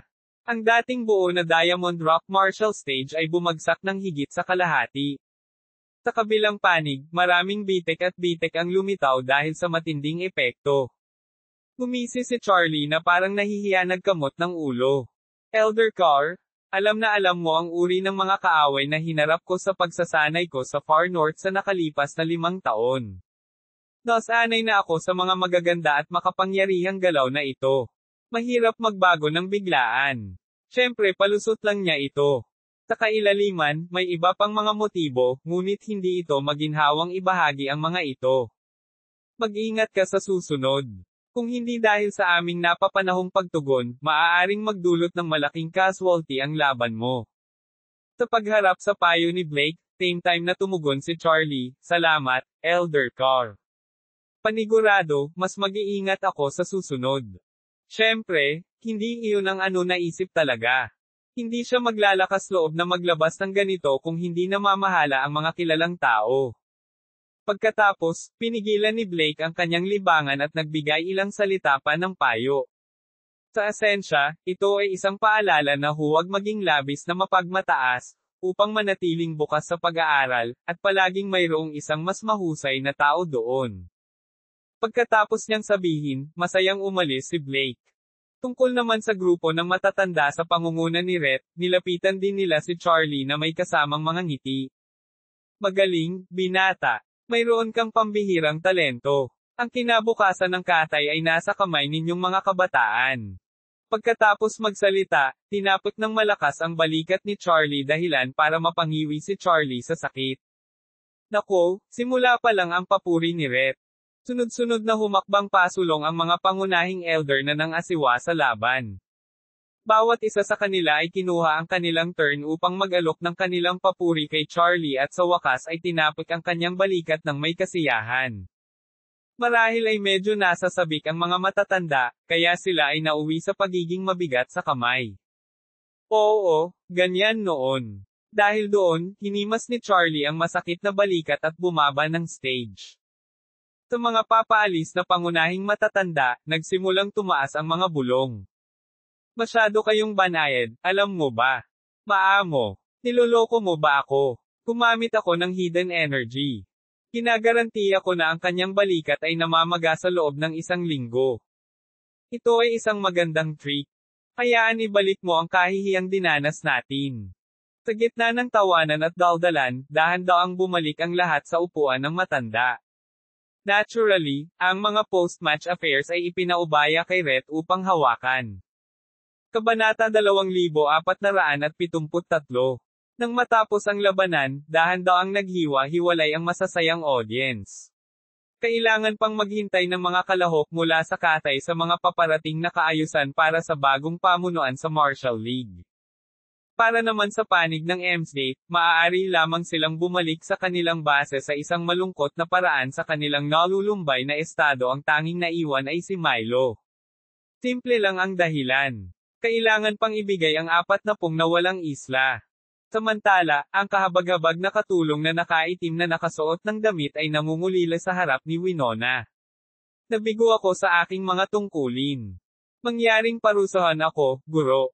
Winona, na kanina pa nagsasara mata, dahan-daang binuksan. "Bigo mo ako, mga sumpa, martial technique, divine weapons, secret techniques, walang bagay na hindi kita tinuruan." Parang nakita ni Winona mga kaisipan bilang tinitigan ang katulong sa harap niya. "Huwag mong ipagpalagay na masyadong malakas ang iyong kalaban. Ikaw ang mahina." Umindayog siya kamay sa iyon, at ang alipin ay nakaramdam ng matinding sakit. Pisngi kanina ay ipinadala sa paglipad. Pagkatapos ng ilang pag-ikot sa lupa, mabilis na bumangon. Kasunod nito, gumagalang grovelet sa harap G-Master. Tandaan, ikaw ay walang iba kundi isang kahabag-habag at hamak na supling na ipinanganak ng lihim sa isang babae na may isang tagalabas. Kung hindi ako nakialam noon, matagal ka nang nalunod sa isang bar aisles ng tubig. Sa susunod, huwag mo akong bigwan, o ang kahihinatnan ay hindi magiging kasing simple ng isang sampal lang. Ngayon, mawala ka. Panipi. Sa sandaling iyon, magalang na lumabas ng silid ang nakaitim na lingkod at nagtungo upang pagalingin ang kanyang sarili ng mag-isa. Pagkatapos ng pagdidisiplina subordinate, Winona drummed payat ang mga daliri sa coffee table. Nang makatanggap ng balita mula kay Aspen, agad na tumayo at nagsalita bago pa siya mapigilan ni Aspen, "Don't worry. Naiintindihan ko ang mas malaking larawan. Maraming mata ang nakatingin kay Matthew ngayon. Kung hindi ko na pinadala ang aking subordinate para subukan ang tubig kahapon. Kahit na si Larsen ang naka-green na robe at sombrerong kawayan, may mga katulad niya. Tinusubukan ko lang ang limitasyon ng Marshall League. Rest assured, hindi ako tanga. Kakausapin ko lang siya." With that, nawala si Winona sa kwarto. Matapos maging matatag ang kanyang mga pinsala, inilipat si Matthew sa pasilidad na medikal sa ilalim ng CAUMP sa hating gabi. Ang tahimik na recuperation area ay kapansin-pansing matahimik. Paminsan-minsan, dadaan ang mga magaang yabag sa koridor. At sa tahimik na kapaligiran, ang kaninang natutulog na si Matthew ay hindi sinasadyang kumunat ang kanyang ilong. Pagkatapos, biglang binuksan ang kanyang mga mata at bangulong, pabango ng kawalan ng kakayahan. Bigla siyang napatingin sa gilid. Ang isang madilim na silhwete ay nakaupo sa bintana, kung saan ang mga kurtina ay umuugoy mula sa hangin. Gamit lamang ang madilim na ilaw ng koridor na magagamit, ay hindi maaninag ang hitsura ng tao. Dahil sa nerbiyos, inabot ni Matthew ang kanyang Blue Dripper sa isang tabi. Maya-maya lang ay nagsalita ang bisita. "Huwag kang kabahan. Gusto lang kitang makausap kahit saglit. Kung sinadya kong saktan ka, hindi na sana ako naghintay na magising ka." Akala ni Matthew may point sila, sorlaxed at binuksan ang ilaw sa ward. Sa wakas, nagawang makita ng malinaw ang tao. Ang unang nakapansin sa kanya ay ang kahangahangang figure ng babae. Ang kanyang mahaba at balingkinita na mga binti ay bahagyang natatakpan ng isang high-slit na palda. Ngunit bilang lumipat, makatarungang mga hita lumitaw mapanokso. Ang kanyang mesla na baywang, malawak na dibdib, at katanji tanging tampok sa mukha ang kumumplito sa larawan. Isang saglit na pagkatulala ang bumungad sa mga mata ni Matthew Larsen, ngunit mabilis na nabawi ang kanyang kailan-awan. Teknolohiya ng pagkukunwari. Bilang tanong, dahan-daang tumayo ang babaeng nakaupo sa tabi ng kama. "Tama iyan. Mayroon kang lubos na matatag na paghahangad. Natutuwa akong makilala ka. Ako si Winona Street. Claire. Mayroong ilang mga bagay na gusto kong matutunan mula sa iyo, Mr. Larsen. I wonder kung available ka ngayon." Napatingin si Matthew sa batang nurse na nawala ng kakayahan sa halimuyak ng kawalan ng kakayahan sa lupa at walang magawa. "Miss Street. Claire, sa ilalim ng kasalukuyang mga pangyayari, kung ako ay magagamit o hindi ba ito ay tinutukoy ng iyong mga aksyon?" Nang marinig ito, pinigilan ni Winona ang isang ngiti, lubos na nasiyahan sa paggamit ni Matthew ng Miss. Kabanata 2474. "Pinata, dahil pinili kong lapitan ka ng malumanay, maaari ba akong umasa sa iyong katapatan?" Natarante namang tumango si Matthew. Bagaman ay hindi sigurado sa intensyon ng taong ito, alam na ang isang babaeng Emsgate na nagsasanay ng martial arts ay malamang na hindi isang mabuting tao. "Mabuti, gusto ko lang malaman, sa panahon ng iyong tunggalian kay Chad Talwan, ano ang pangwakas na mapagpasyang hakbang na humantong sa iyong tagumpay?" Orihinal, nilayo na gamitin ang terminong sneak attack, ngunit parang hindi nararapat, kaya rephrased mga salita. "Ang tinutukoy mo ba ay ang flying needle technique?" Sabi, pinahaba ang kanyang walang sugat na palad, at isang itim na kumikinang nakarayom ang tuloy-tuloy sa kanyang kamay. Dahil doon, biglang nag-iba ang kalmadong ekspresyon ni Winona. Isang mahinang hangarin na pumatay ay nagmula sa titig. Gayunpaman, ang panandaliang layuning pagpatay na ito ay mabilis na naglaho, itinago ng kilos. Oo, oo, yun lang.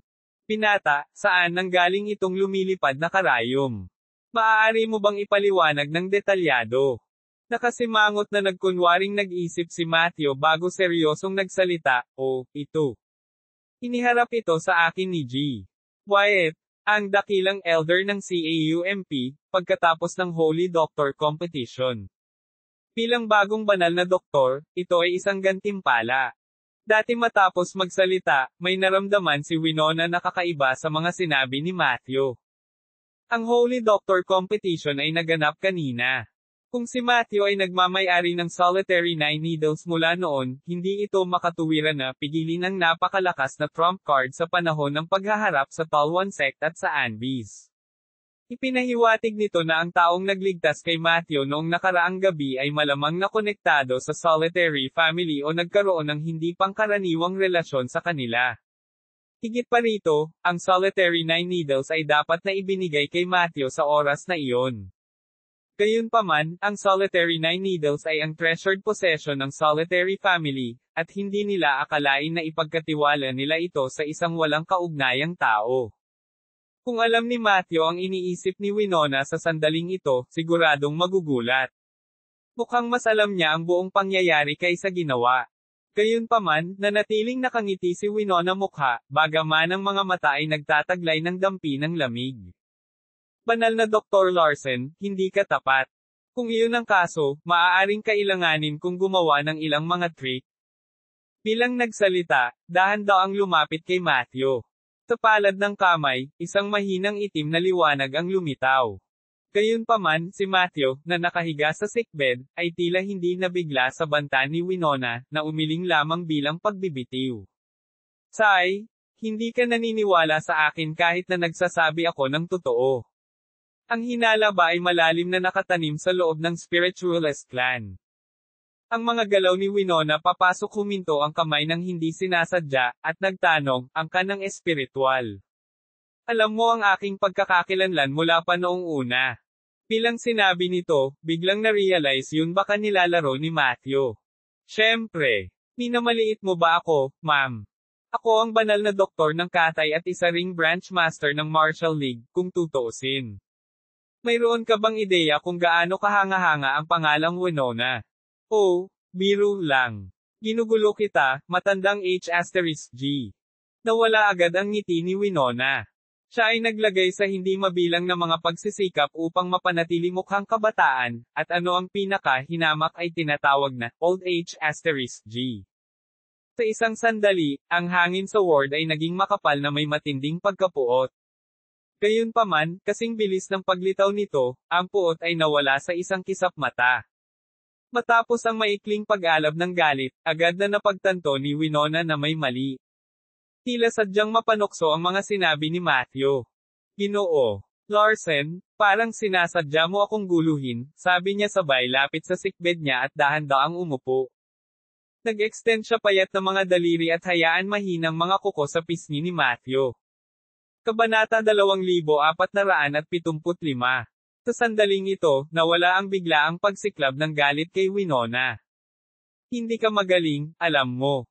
Pumunta ako dito ng may katapatan, pero pinalungkot mo ako ng ganito. Kung ito ay isang regular na tao na gumagawa ng tulad ng isang girlish na kilos, si Matthew ay madaling maiwasan ito. Gayunpaman, sa pag-iisip na ang bata at maisla na hitsura Winona bago ay talagang ilang dekada, kahit na siglo, gulang, hindi maiwasang kiligin. Mga matatanda, hindi ko na kaya. Halika at iligtas mo ako. Buong lakas na pinigilan ni Matthew ang nakasusuklam na pakiramdam na lumitaw mula sa kaibuturan, ngunit sa huli, hindi na makatagal. Kasunod ng kanyang sigaw, biglang tumibok ang puso ni Winona, at nakaramdam ng limigulugod habang ang lahat ng mga buhok ay nasa tumayo ang katawan. Biglang, sa silid kung saan walang tao kanina, tahimik na lumitaw ang ilang matatandang figure sa dating bakanteng sofa. Sabi ko sa iyo, hindi ganoon kadaling akitin ang matandang babae na ito para kumilos.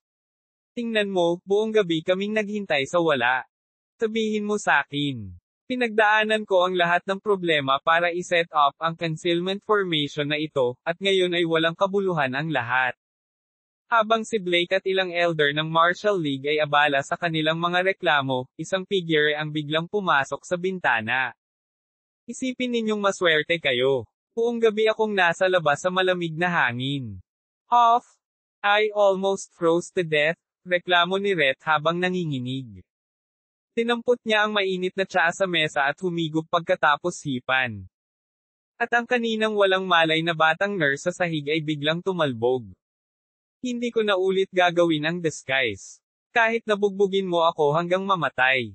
Habang nagbubulungan, pinunit ang maskara at tinanggal ang disguise niya. Ginoo, Wyatt, ang sahig ng iyong klinika ay nangangailangan ng underfloor heating. Nilalamig na ako hanggang mamatay. Matapos bumalik sa orihinal na anyo, lumapit ang matanda sa tabi ni Rhett at ininom ang mainit na tsaa kasama niya. Para kay Winona, ay naging halos hindi nakikita sa puntong ito. Siyempre, naunawaan na ngayon na ang lahat ng nangyari noon ay isang bitag lamang. Hindi niya inaasahan na ang grupong ito ng mga hindi masupol na mga katay ay gagamit din ng mga mapanlinlang na pamamaraan. Kundi hindi nagawang sugpuing galit at inatake si Matthew kanina, maaaring napunta na sa piitan ng Marshall League ngayon. Iniisip ito, hindi ko maiwasang bumuhos ng malamig na pawis. Ang mga tusong matatandang ito. Tulad ngay nawala sa thoughts, biglang nagsalita si Blake, Winona, you're lucky this time. Kung may susunod pa at maglakas loob kang gumawa ng anumang bagay na hindi nararapat sa isang taga-katay, huwag mo akong sisihin sa pagiging bastos sa spiritualist clan. Dahil doon, dahan-daang tumayo si Winona mula sa kama. Elder Carr, ano ang sinasabi mo? Nagilty lang ako na sinaktan si Matthew ng mga kasamahan niya mula sa Ems Gate. Bumisita ako dahil sa pagsisisi. Dahil maraming elder ng Marshall League ang naroroon, makatitiyak ako. Aalis na ako ngayon. Kasama niyan, sasayad sa pinto, balak umalis. Gayunpaman, bilang bubuksan na sana, biglang nanghina ang katawan. Sa pagdating ng oras gustong tumalikod para ipagtanggol ang sarili, huli na ang lahat. Isang hampas ng palad ang nakarating na pabalik. Ito ang parusa sa tangkang pagpatay ng mga tao sa Ems Gate 2 araw na ang nakakaraan. Tandaan, walang susunod na pagkakataon. Babala ni Blake, at agad na binalot ng galit si Winona. Naiintindihan ko. Matapos panasan ng mantsa ng dugo sa sulok and bibig, napahawak si Winona dibdib at dali-daling umalis sa lugar. Siya ay naging pabaya sa pagkakataong ito. Noong una ay naisip niya na ang Marshall League ay abala sa iba't ibang mga bagay at hindi magkakaroon ng oras upang bigyang pansin si Matthew. Hindi kailanman gagawin na isip na ang mga matatandang ito ng Marshall League ay maaaring walang ginagawa upang mamagitan. Hindi lamang sila nagbigay pansin, ngunit kahit na ang ilan sa mga pinakamakapangyarihang elder ng Marshall League ay naruroon. Kabanata 2476. Ang mas nakakainis, ang grupo ng mga elder ng Marshall League ay nagtago ng kanilang mga aura gamit ang hanay ng pagtatago ng Dao Sect at kahit na itinago ang kanilang mga anyo. Lahat ng iyon ay naglalayong gamitin si Matthew sa galit at maghintay na ibagsak si Winona nang tuluyan gumawa ng aksyon laban kay Matthew. Sa huli, bumalik si Winona sa kanilang base na walang halong galit. Sa mabilis na pagpasok silid, mabilis na nakuha ang ilang healing pills para samga panloob na pinsala, pagkatapos, agad na umupo ng naka-cross-legged at sinimulan ang proseso ng pagpapagaling. Pagkaraan ng mahabang panahon, sa wakas ay iniluwa ang isang subo ng maitim na dugo, at medyo gumanda ang kutis. Nang gabing iyon, muling ipinatawag ni Winona si Aspen. Miss Street. Claire, nasugatan ka. Sabi ni Aspen na may pag-aalala kung kailan nakita ang bahagyang nanghinang estado ni Winona. Kumaway si Winona kamay na walang pakialam. Wala lang, minor injuries lang. Pagkatapos, seryosong itinuro, mayroon akong dalawang mahalagang gawain na dapat mong gampanan. Una, idagdag si Charlie Henderson sa listahan ng mga nangungunang assassin ni Katay tulad ni Matthew Larson. Sila ang mga warlord ng Katay, at hinihila nila pababa ang pag-unlad ng ating Land of Divinity sa loob ng mahigit 2 dekada. Pareho silang may potensyal na magtagumpay sa kanilang mga nauna, at talagang hindi namin sila maaaring payagan na ganap na lumago. Lalo na si Matthew, hinala ko ang koneksyon niya sa Solitary family. Kailangan mong bigyang pansin ang kanyang mga galaw sa panahong ito. Kung nakipag-ugnayan sa sino mang kainahinala, iulat ito kaagad. Pagkatapos ay record ang mga gawain, sumaludo si Aspen at umalis. Ang dalawang mahalagang piraso ng impormasyon at mga tagubilin ay ipinadala pabalik sa Emsgate sa lalong madaling panahon.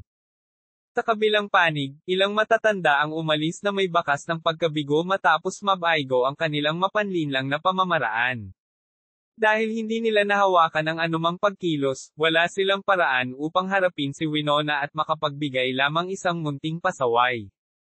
Sa loob ng ward, tanging si Matthew Larson at ang dalawang matataas na miyembro ng Marshall League ang natira. Matthew, dapat mong bigyang pansin ang sarili mong kaligtasan sa mga darating na araw. Hinala ko na pinaghihinalaan ka na ni Winona. Nang makita ang naguguluhang ekspresyon ni Matthew, mitiigang nagpaliwanag si Blake, your lousy excuse would never fool Winona. Batay sa reaksyon, malamang na hinuha ang oras ng iyong pagkuha ng Solitary 9 Needles. Gayun din, ang buong Emsgate at ang pinuno ng Solitary family ay nagbabahagi ng malalim na awayan. Kaya mula ngayon, dapat kang manatili sa kwento na ang Solitary 9 Needles ay isang reward mula sa CAUMP. Naiintindihan mo ba? Tumango si Matthew bilang pagsang-ayon. Siyempre, napansin din ang kapintasan ng mga sinabi ni Blake. Elder Carr, kilala mo ba ang taong nagbigay sa akin ng mga karayom? Sa kaibuturan, talagang gustong malaman ni Matthew ang pagkakakilanlan ng taong nagligtas sa kanyang buhay, nagpagaling sa kanyang mga sugat, at nagbigay banal na sandata. Kung bibigyan ng pagkakataon, natural na gustong ipahayag ng personal ang kanyang pasasalamat. Siyempre, ay maingat tungkol sa masyadong maraming haka-haka tungkol sa relasyon sa pagitan ng dalawang panig. Gayunpaman, mahinang umiling lang si Blake. Kilala ko talaga yung tao, pero ayoko itong ibunyag, at sigurado ako may kanyang mga dahilan. Huwag kang umasa na may makukuha sa akin. Natural na malalaman mo kapag tama na ang oras. Hindi na kailangang magmadali. Siya nga pala, tungkol dito, may ilang bagay na gusto kong talakayin sa iyo. Ang una ay tungkol sa iyong appointment at paglipat. Sa pagkakataong iyon, sumenya si Blake kay Rhett, na umamin ito at lumapit kay Matthew. Una, ang unang henerasyong bakuna para sa zombie virus ay nasa yugto na ng mass production. Nakagawa ka ng makabuluhang kontribusyon sa bagay na ito. Kaya, nagpa siya ang CAUMP na opisyal na italaga ka bilang isang elder ng CAUMP, na irerango ka sa Elder Council. Ang iyong mga kasanayang medikal ay higit pa sa sapat para sa tungkuling ito. Kabanata 2477. Matapos ipaliwanag ang appointment sa CAUMP, nagpatuloy si Rhett, syempre, ang paggampan sa tungkulin ng isang elder ng CAUMP sa iyong kasalukuyang edad ay lubos na kahanga-hanga. Higit pa rito, sa iba't ibang bansa sa paligid natin na mahigpit na nagmamatsyag, hindi muna namin iaanunsyo sa publiko ang appointment na ito sa ngayon. Tumango si Matthew bilang pagsang-ayon at pag-unawa. Ang kombinasyon ng medical at martial arts ang pangunahing salamin ng komprehensibong lakas ng isang bansa. Kung malalaman ng ibang mga bansa, lalo na ang Emsgate, ang tungkol sa appointment na ito, walang alinlangang itutuon nila ang kanilang pansin kay Matthew, na may potensyal na pagtatangka sa kanyang buhay. Mas madaling umiwas sa isang bukas na pag-atake kaysa sa isang nakatagong arrow. Ang diskarte ni Rhett ay, sa katunayan, upang protektahan ang kaligtasan ni Matthew. Tungkol sa pangalawang punto, ito ay may kinalaman sa iyong posisyon sa Marshall League, patuloy ni Rhett. Ang iyong disciplinary, na diskarte sa pagsasanay sa ground force ay nakakuha ng pagkilala. Kasabay ng iyong pagganap sa kamakailang kompetisyon sa paglipat ng Marshall League, ikaw ay na-promote sa isang posisyon ng Ground Force Instructor at opisyal na itinalaga bilang mga pangulo ng Marshall League ng parehong South Haven at Skargness Provinces. Dahil dito, gumawa si Rhett ng 3 sulat ng appointment mula sa kanyang bulsa, isa para sa Elder ng Medical Alliance, isa pa para sa Ground Force Instructor, at ang huli para sa mga presidente ng 2 probinsya. Pagkakita nito, napatulala si Matthew. Mukhang sobra-sobra ang promosyon na ito. Naiintindihan niya ang mga posisyon ng elder at instructor dahil ang mga ito ay mga gantimpala para sa kanyang mga kontribusyon. Gayunpaman, ang pagiging hinirang bilang mga pangulo ng Marshall League ng South Haven at Skargness ay tila isang hakbang na napakalayo. Hindi, teka, tumayo ka. Bilang sa pag-iisip, biglang naging alerto si Matthew. Ginoo, Wyatt, hindi ba nasa ilalim ng jurisdiction ng Serapis Province ang South Haven at Skargness? Tumango si Rhett bilang pagsang-ayon na may kasamang tipid ng ngiti. Biglang napuno ng pangamba ang ulo ni Matthew. Ang promosyon na ito ay parang sentensya ng kamatayan. Ginoo, Wyatt, alam mo naman ang kalagayan ko, medyo matatagalan bago ako makarecover. At saka, hindi pa tapos ang transition of leadership sa Marshall League, and I need time to prepare. At saka, may mga bagay sa bahay.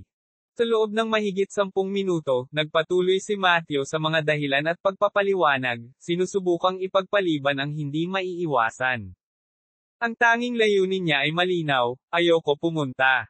Ang lalawigan ng Serapis, isang malabasal na entidad sa ilalim ng jurisdiction ni Cathay, ay katulad ng Orleans sa kalikasan. Ang parehong mga lalawigan ay nailalarawan sa pamamagitan ng malawak na hanay ng bundok at kalat-kalat na populasyon. Ang pangunahing pagkakaiba ay na habang ang Orleans ay malayo, ito ay nagpapatakbo pa rin sa loob ng balangkas ng Marshall League. Sa kabilang banda, mas malayo si Serapis, na may mapaghamong pamamahala. Ang mga lokal na tao ay mabangis at masigla, at dahil sa kakaibang geographic na mga kondisyon, ito ay halos isang walang batas na rehiyon. Magiging presidente doon. Iyon ay parang may hawak na walang laman na titulo. Sa harap ng maraming dahilan ni Matthew, biglang ngumisi si Blake at sinabing, ang langit ay nagpapataw ng mabibigat na responsibilidad sa mga karapat-dapat sa kanila, na sinusubok ang kanilang determinasyon. Habang patuloy na lumalago ang iyong lakas at lumalaganap ang iyong reputasyon, darating ang araw na kailangan mong magtatag ng sarili mong impluwensya at moog. Siyempre, kung ang ambisyon mo ay maging Great Elder ng CAUMP o ng Marshall League, natural na susuportahan ka namin ng buong puso. Pero payag ka ba? Higit pa rito, kung nilalayon mong ibalik ang karangalan ng Larsen family, isa rin itong mahalagang hakbang. Sa mga salitang ito, nabunyag ang katotohanan. Si Matthew ay tinamaan ng epiphany. Oo. Maghayganti man ito para sa kanyang pamilya o ibalik ang karangalan nito, kailangan munang magtatag ng sarili niyang impluwensya. Gayunpaman, bilang tumingin sa paligid, nakita na ang iba't ibang rehiyon ng Cathay ay sinakop na ng 10 pinakamalaking pamilya at ng 6 na hari ng Cathay. Maliban kung nilayon upang makipagkompetensya sa kanila, ang lalawigan ng Serapis ay talagang ang kanyang pinakamahusay na pagpipilian. Dahil doon, naging malinaw ang tingin ni Matthew, at lihim na binigyan ni Rhett ng thumbs up si Blake. Ang matanda ay nasa kanyang manggas pa rin. Nagawa niyang lokohin si Matthew para tanggapin ang kanyang mga punto. Kabanata 2478. Sa mga nakalipas na taon, ang iba't ibang estratehikong deployment ng Marshall League ay nangangailangan ng malaking halaga ng lakas tao. Kulang lang ang sapat na lakas tao para ayusin at pamahalaan ang Serapis. Ang plano ni Blake ay ang mga pinaka-promising na kabataang individual ang mamuno. Sa isang banda, ito ay magpapahintulot sa kanila na paunlarin ang kanilang mga kakayahan sa pamamahala. Ang mga mahuhusay na individual tulad ni Matthew ay mangangailangan ng malakas na kasanayan sa pamamahala, kung nilayon man nilang magtatag ng sarili nilang pamilya o maging bahagi ng core ng CAUMP at Marshall League. Sa kabilang banda, ang pagkakaroon ni Matthew ng mga siwa sa muling pag-aayos ng South Haven at Skargness ay nagkaroon ng maraming pakinabang. Kung matagumpay, maaari itong makatipid ng malaking halaga ng mga mapagkukunan habang nagtatatag ng isang sentral na punto para sa pagpapalawak, na posibleng humahantong sa kumpletong pag-aayos ng Serapis. Sa buod, nagtagumpay man si Matthew o hindi, ang bagong pagsisikap na ito ay isang plano na nagdulot ng mga benepisyo sa Marshall League ng walang pinsala. Ito ay isang plano na nagkakahalaga ng pagpupursige. Pagkatapos ng maikling panahon ng pagninilay-nilay, sa huli ay pumayag si Matthew sa panukala. Siyempre, ang plano na muling ayusin ang South Haven at Scargness ay nasa paunang yugto pa rin ito, na pribadong tinalakay sa pagitan ni Rhett at Blake. Ang mga partikular na detalye ay kailangang talakayin ng mga elder ng Marshall League sa takdang panahon. Isang malinaw na anunsyo ang darating pagkatapos ng mga talakayang ito. Matapos magkasundo ang magkabilang panig sa usapin, ikinwento ng dalawang matatanda ang pangkalahatang takbo ng huling pakikipaglaban ni Charlie sa katulong na nakaitim na damit. Nang hindi man lang nasaksihan ni Matthew ang labanan, may bahid ng panghihinayang. Dahil may mga paghahanda si Rhett para sa susunod na araw tungkol sa kanyang mga responsibilidad bilang trainee instructor ng Marshall League's Ground Force, paalam niya at umalis. Ngayon, sa hospital ward, si Matthew at Blake na lang ang natitira. Matthew, may binalak sana akong ipaliwanag sa iyo mamaya, ngunit ang iyong paglaki ay masyadong mabilis. I might as well explain it to you now, sabi ni Blake as inabot kay Matthew ang isang leather box. Nagtataka, binuksan ito ni Matthew at nakita ang isang metallic pistol sa loob. Elder Carr? Ano ang kahulugan nito? Ang mga baril ay mahigpit na kinokontrol sa katay, itinuturing na pinaghihigpitan at nakalaan para sa pinakamataas na antas ng pambansang depensa.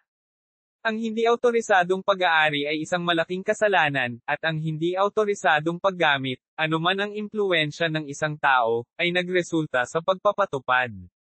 Ang mga regular na mamamayan ay hindi magkakaroon ng pagkakataon na makita ang gayong mga armas, lalo pa ang pag-aari nito. Sa harap ng pagkalito ni Matthew, dahan-daang ipinaliwanag ni Blake, sa katay, mahigpit ang kontrol natin sa mga baril. Kaya naman bihira mo silang makita.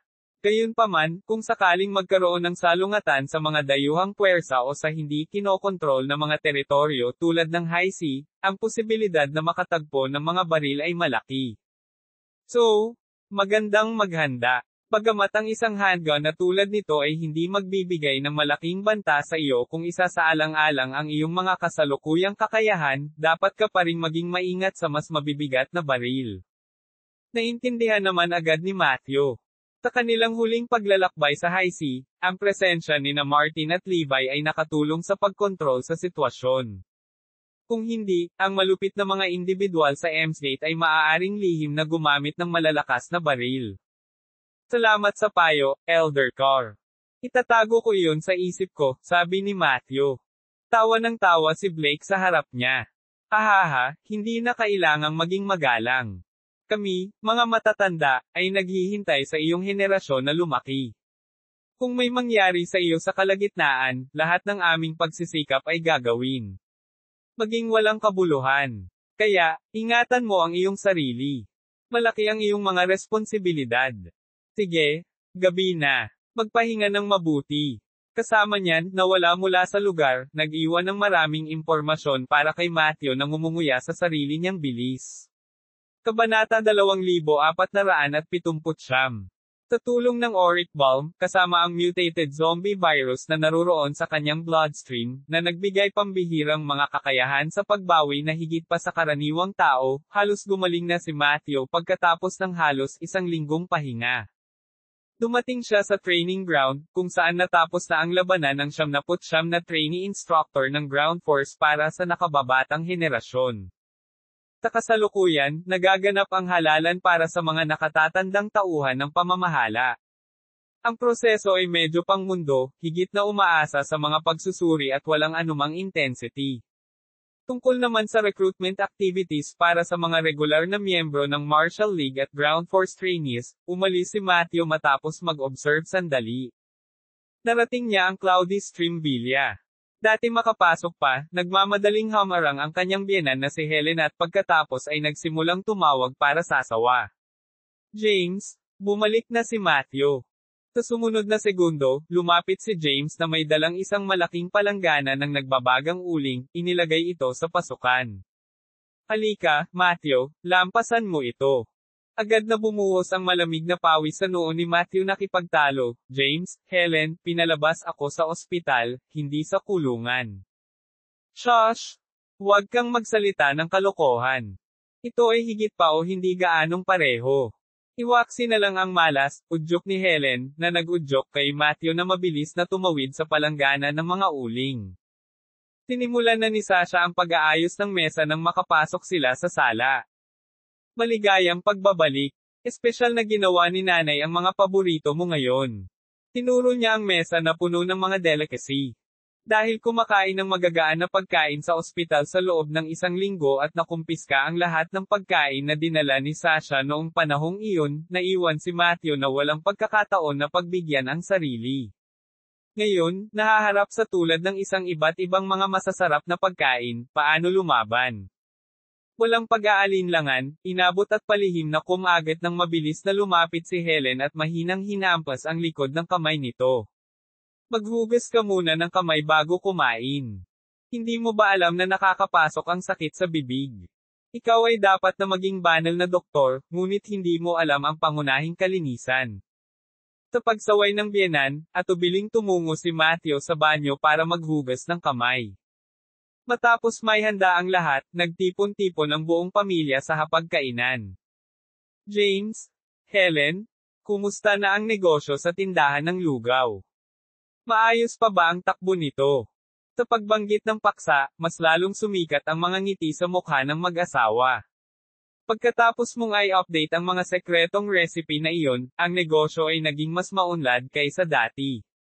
Ngayon, nagpaplano kaming magbukas ng mga branch store. Dahil doon, tumanggo si Matthew na panatag ang loob. Medyo matagal ang mga aktibidad sa halalan ng Marshall League, at ang mga araw na ito ay unang round pa lang ng mga laban. Ang sarap pakinggan. Kung makatagpo ka ng anumang problema habang wala ako, maaari kang pumunta sa aking Panginoon o kay Mr. Wyatt. Ipinaalam ko na sa kanila. Tumigil si Helen kahit anway sabay-sabay at unti-unting naging malungkot. Paano ka makakaalis ulit pagkatapos ng ilang araw na bakasyon? Mabilis nang umiti si Sasha para pakalmahin damdamin ng ina. Nay, si Matthew na ngayon ang bagong hinirang na Holy Doctor. Kailangan din niyang sumali sa paligsahan ng Marshall League. Oo, mahal, muling sabi ni James. Hindi na si Matthew ang katulad ng dati. Marami siyang importanteng bagay na dapat asikasuhin. Hindi ka dapat magbigay isang mahirap na oras. Pinandilatan muna ni Helen si James, pagkatapos ay nagklikwika at bumulong, nag-aalala lang ako kay Matthew. Nasasaktan siya kada ilang araw. Kalalabas lang niya sa ospital, at ngayon ay tumatakbo na naman siya. Gumiti si Matthew bilang ibaba ang kanyang mga kubyertos. Huwag kang mag-alala, Helen. Dapat mag-effort ako habang bata pa ako. Doon lamang magkakaroon ng mas magandang buhay ang ating pamilya. Hindi binanggit ni Matthew ang mas komplikadong mga bagay gustong tamasahin ang pambihirang init sa ngayon. Kabanata 2480. Sa mga araw na nasa bahay, patuloy na hinahasa ni Matthew ang solitary 9 needles. Ayon sa pamamaraan ng paglilinang, ang hanay ng mga metal na karayom na ito ay hindi lamang mabisa para sa labanan kundi napakalakas din para sa pagpapagaling at medikal na paggamot. Bukod pa riyan, sinasamahan ni Matthew ang kanyang asawa at paminsan-minsan ay tumutulong sa tindahan. Gayunpaman, kadalasan, nauwi lang sa mas maraming problema kaysa tulong. Ito ay hindi maiwasan dahil ang katanyagan ni Matthew ay sumikat. Kasabay ng kanyang gwapong anyo, agad na nakaakit ng malaking grupo ng mga masigasig na tagahanga, karamihan ay mga batang babae na naghahanap ng mga larawan at autograph. Pagkatapos ng ilang pagkakataon na nagdulot ng magulong pulutong, ipinagbawal ni Helen mula sa pagpunta sa SNL's breakfast. Dahil dito, walang pagpipilian si Matthew kundi ang masunaring manatili sa bahay, na naghahanda para sa paparating na mga kaayusan. Ginoo Larsen, may naghatid ng imbitasyon para sa iyo mula sa labas, na nagsasabing galing ito sa isang matandang kaibigan. Matapos kunin ang sobre sa kasambahay ay agad itong binuksan ni Matthew. Nabanggit ba nila kung sino ang nagpadala? Napailing na lang ang kasambahayulo, mukhang nalilito. Tranquil Bruce. Naku, wala ring impormasyon tungkol sa nagpadala sa liham ng imbitasyon. Sige, nakuha ko. MS Edith. May kuryosidad sa kanyang isipan, lumabas si Matthew ng mag-isa. Ang tea house ay matatagpuan sa isang medyo malayong lugar. Dumating ang mga customer sa maliliit na grupo, karamihan sa mga matatandang tao na nasiyahan sa katahimikan. Nang makarating si Matthew sa ikalawang palapag at binuksan ang pinto sa isang pribadong silid, natagpuan ang isang nasa katanghaliang gulang na lalaki na nakaupo sa loob. Nang makita ng malinaw ang mukha ng lalaki, napakunot ang noo ni Matthew, hindi nakilala ang taong ito. Kinuha naman ng lalaki ang kanyang tungkod nang makita ang reaksyon ni Matthew at nanginginig na tumayo. Naku, Holy Dr. Larsen, tila kahit na ang isang kilalang tao na tulad mo ay makakalimutan ang mga dating kaibigan. Ano ang mali? Hindi mo ba maalala kahit ang mga dati mong kakilala? Bilang nagsalita, itinaas niya ang kanyang kamay at dahan-dahang tinanggal ang disguise ng mukha, na nagpapakita ng kanyang tunay na pagkatao. Lord Voodoo. Nang magtama ang kanilang mga mata, agad na hinawakan ni Matthew ang hilt ng kanyang espada, naglabas ng aura ng puot. Sa kabilang panig, mahinahong umiling si Lord Voodoo. Hindi na kailangan ng ganoong matinding puot, Doktor. Sa bagay, ang tagal na nating hindi nagkikita. Bakit hindi umupo at makipag-chat? Pakinggan muna ang balitang dinala ko sa iyo, at pagkatapos ay maaari kang kumilos kung gusto mo. Kasabay nito, si Lord Voodoo ay nag-aanyaya, pagkatapos ay umupo at mahinahong nagsimulang magtimpla ng tsaa. Sana ang balitang ito ay makapagbigay sa iyo ng oras upang manatiling buhay. Pinawi ni Matthew ang kanyang kamay sa puntong ito. Dahil naglakas loob si Lord Voodoo na pumuntang mag-isa para makipagkita sa Bainbridge, dapat magkaroon ng ilang uri ng kasiguruhan. Habang iniisip ang mga linyang ito, umupo si Matthew sa tapat ng Lord Voodoo. Halika, halika, ang tagal na rin ng huli tayong nagkita, at hindi ko pa nasasabi ang aking mabuting kalooban. Gamitin natin ang tsaa bilang kapalit ng alak. Pinabati kita sa batang si Mr. Larsen sa pagiging bagong banal na doktor ng Katay. Walang reaksyon si Matthew sa ginawa niya bagkus ay nakatitig lang sa kanya si Isalie. Gayunpaman, hindi naisip ni Lord Voodoo. Casual niyang inabot ang tasa ng tsaa at saka binawi ito. Pagkatapos inubos ang tsaa sa isang lagok at pinunasan ang kanyang bibig, remark, magandang tsaa. Sa katunayan, ang mga dahon ng tsaa mula sa Bainbridge ay ang pinakatunay. Ang pasensya ni Matthew ay unti-unting nauubos sa sunod-sunod na kilos ng lalaki. Lord Voodoo, kung mayroon kang sasabihin, sabihin mo kaagad. Kung nandito ka lang para ipagmalaki ang iyong mga kasanayan sa pag-inom ng tsaa, ang display na iyon ay tumatakbo na nito. Siyempre, kung pagod ka lang sa pamumuhay at naghahanap ng paraan, wala akong pakialam na maglaan ng kaunting pagsisikap upang matulungan ka kasama niyan. Kailanay nasa Eastshire, sinubukan ni Lord Voodoo ang hindi mabilang na beses na dalhin sa pintuan ng kanyang kamatayan. Bukod dito, ay isa sa mga salarin na responsable sa pagbagsak ng pamilya Larsen. Pagpupulong muli ngayon, hiniling ni Matthew maaaring wakasan ang buhay ng lalaki sa lugar, kaya paano posibleng magpakita ng anumang magandang kilos. Sa pagharap sa malamig na mga salita ni Matthew, si Lord Voodoo ay nanatiling composed bilang ibinuhos ang mga dahon ng tsaa ng maluwag. Hindi na kailangan ng ganoong galit, Holy Dr. Larsen. Nandito ako na may mabuting hangarin, naghahatid ng mensahe sa iyo. Ang iyong kilos ay tunay na nagpapalamig sa aking puso. Lahat ng aking mga pagsisikap ay naging walang kabuluhan. Sa palagay mo ba, Young Master Larsen?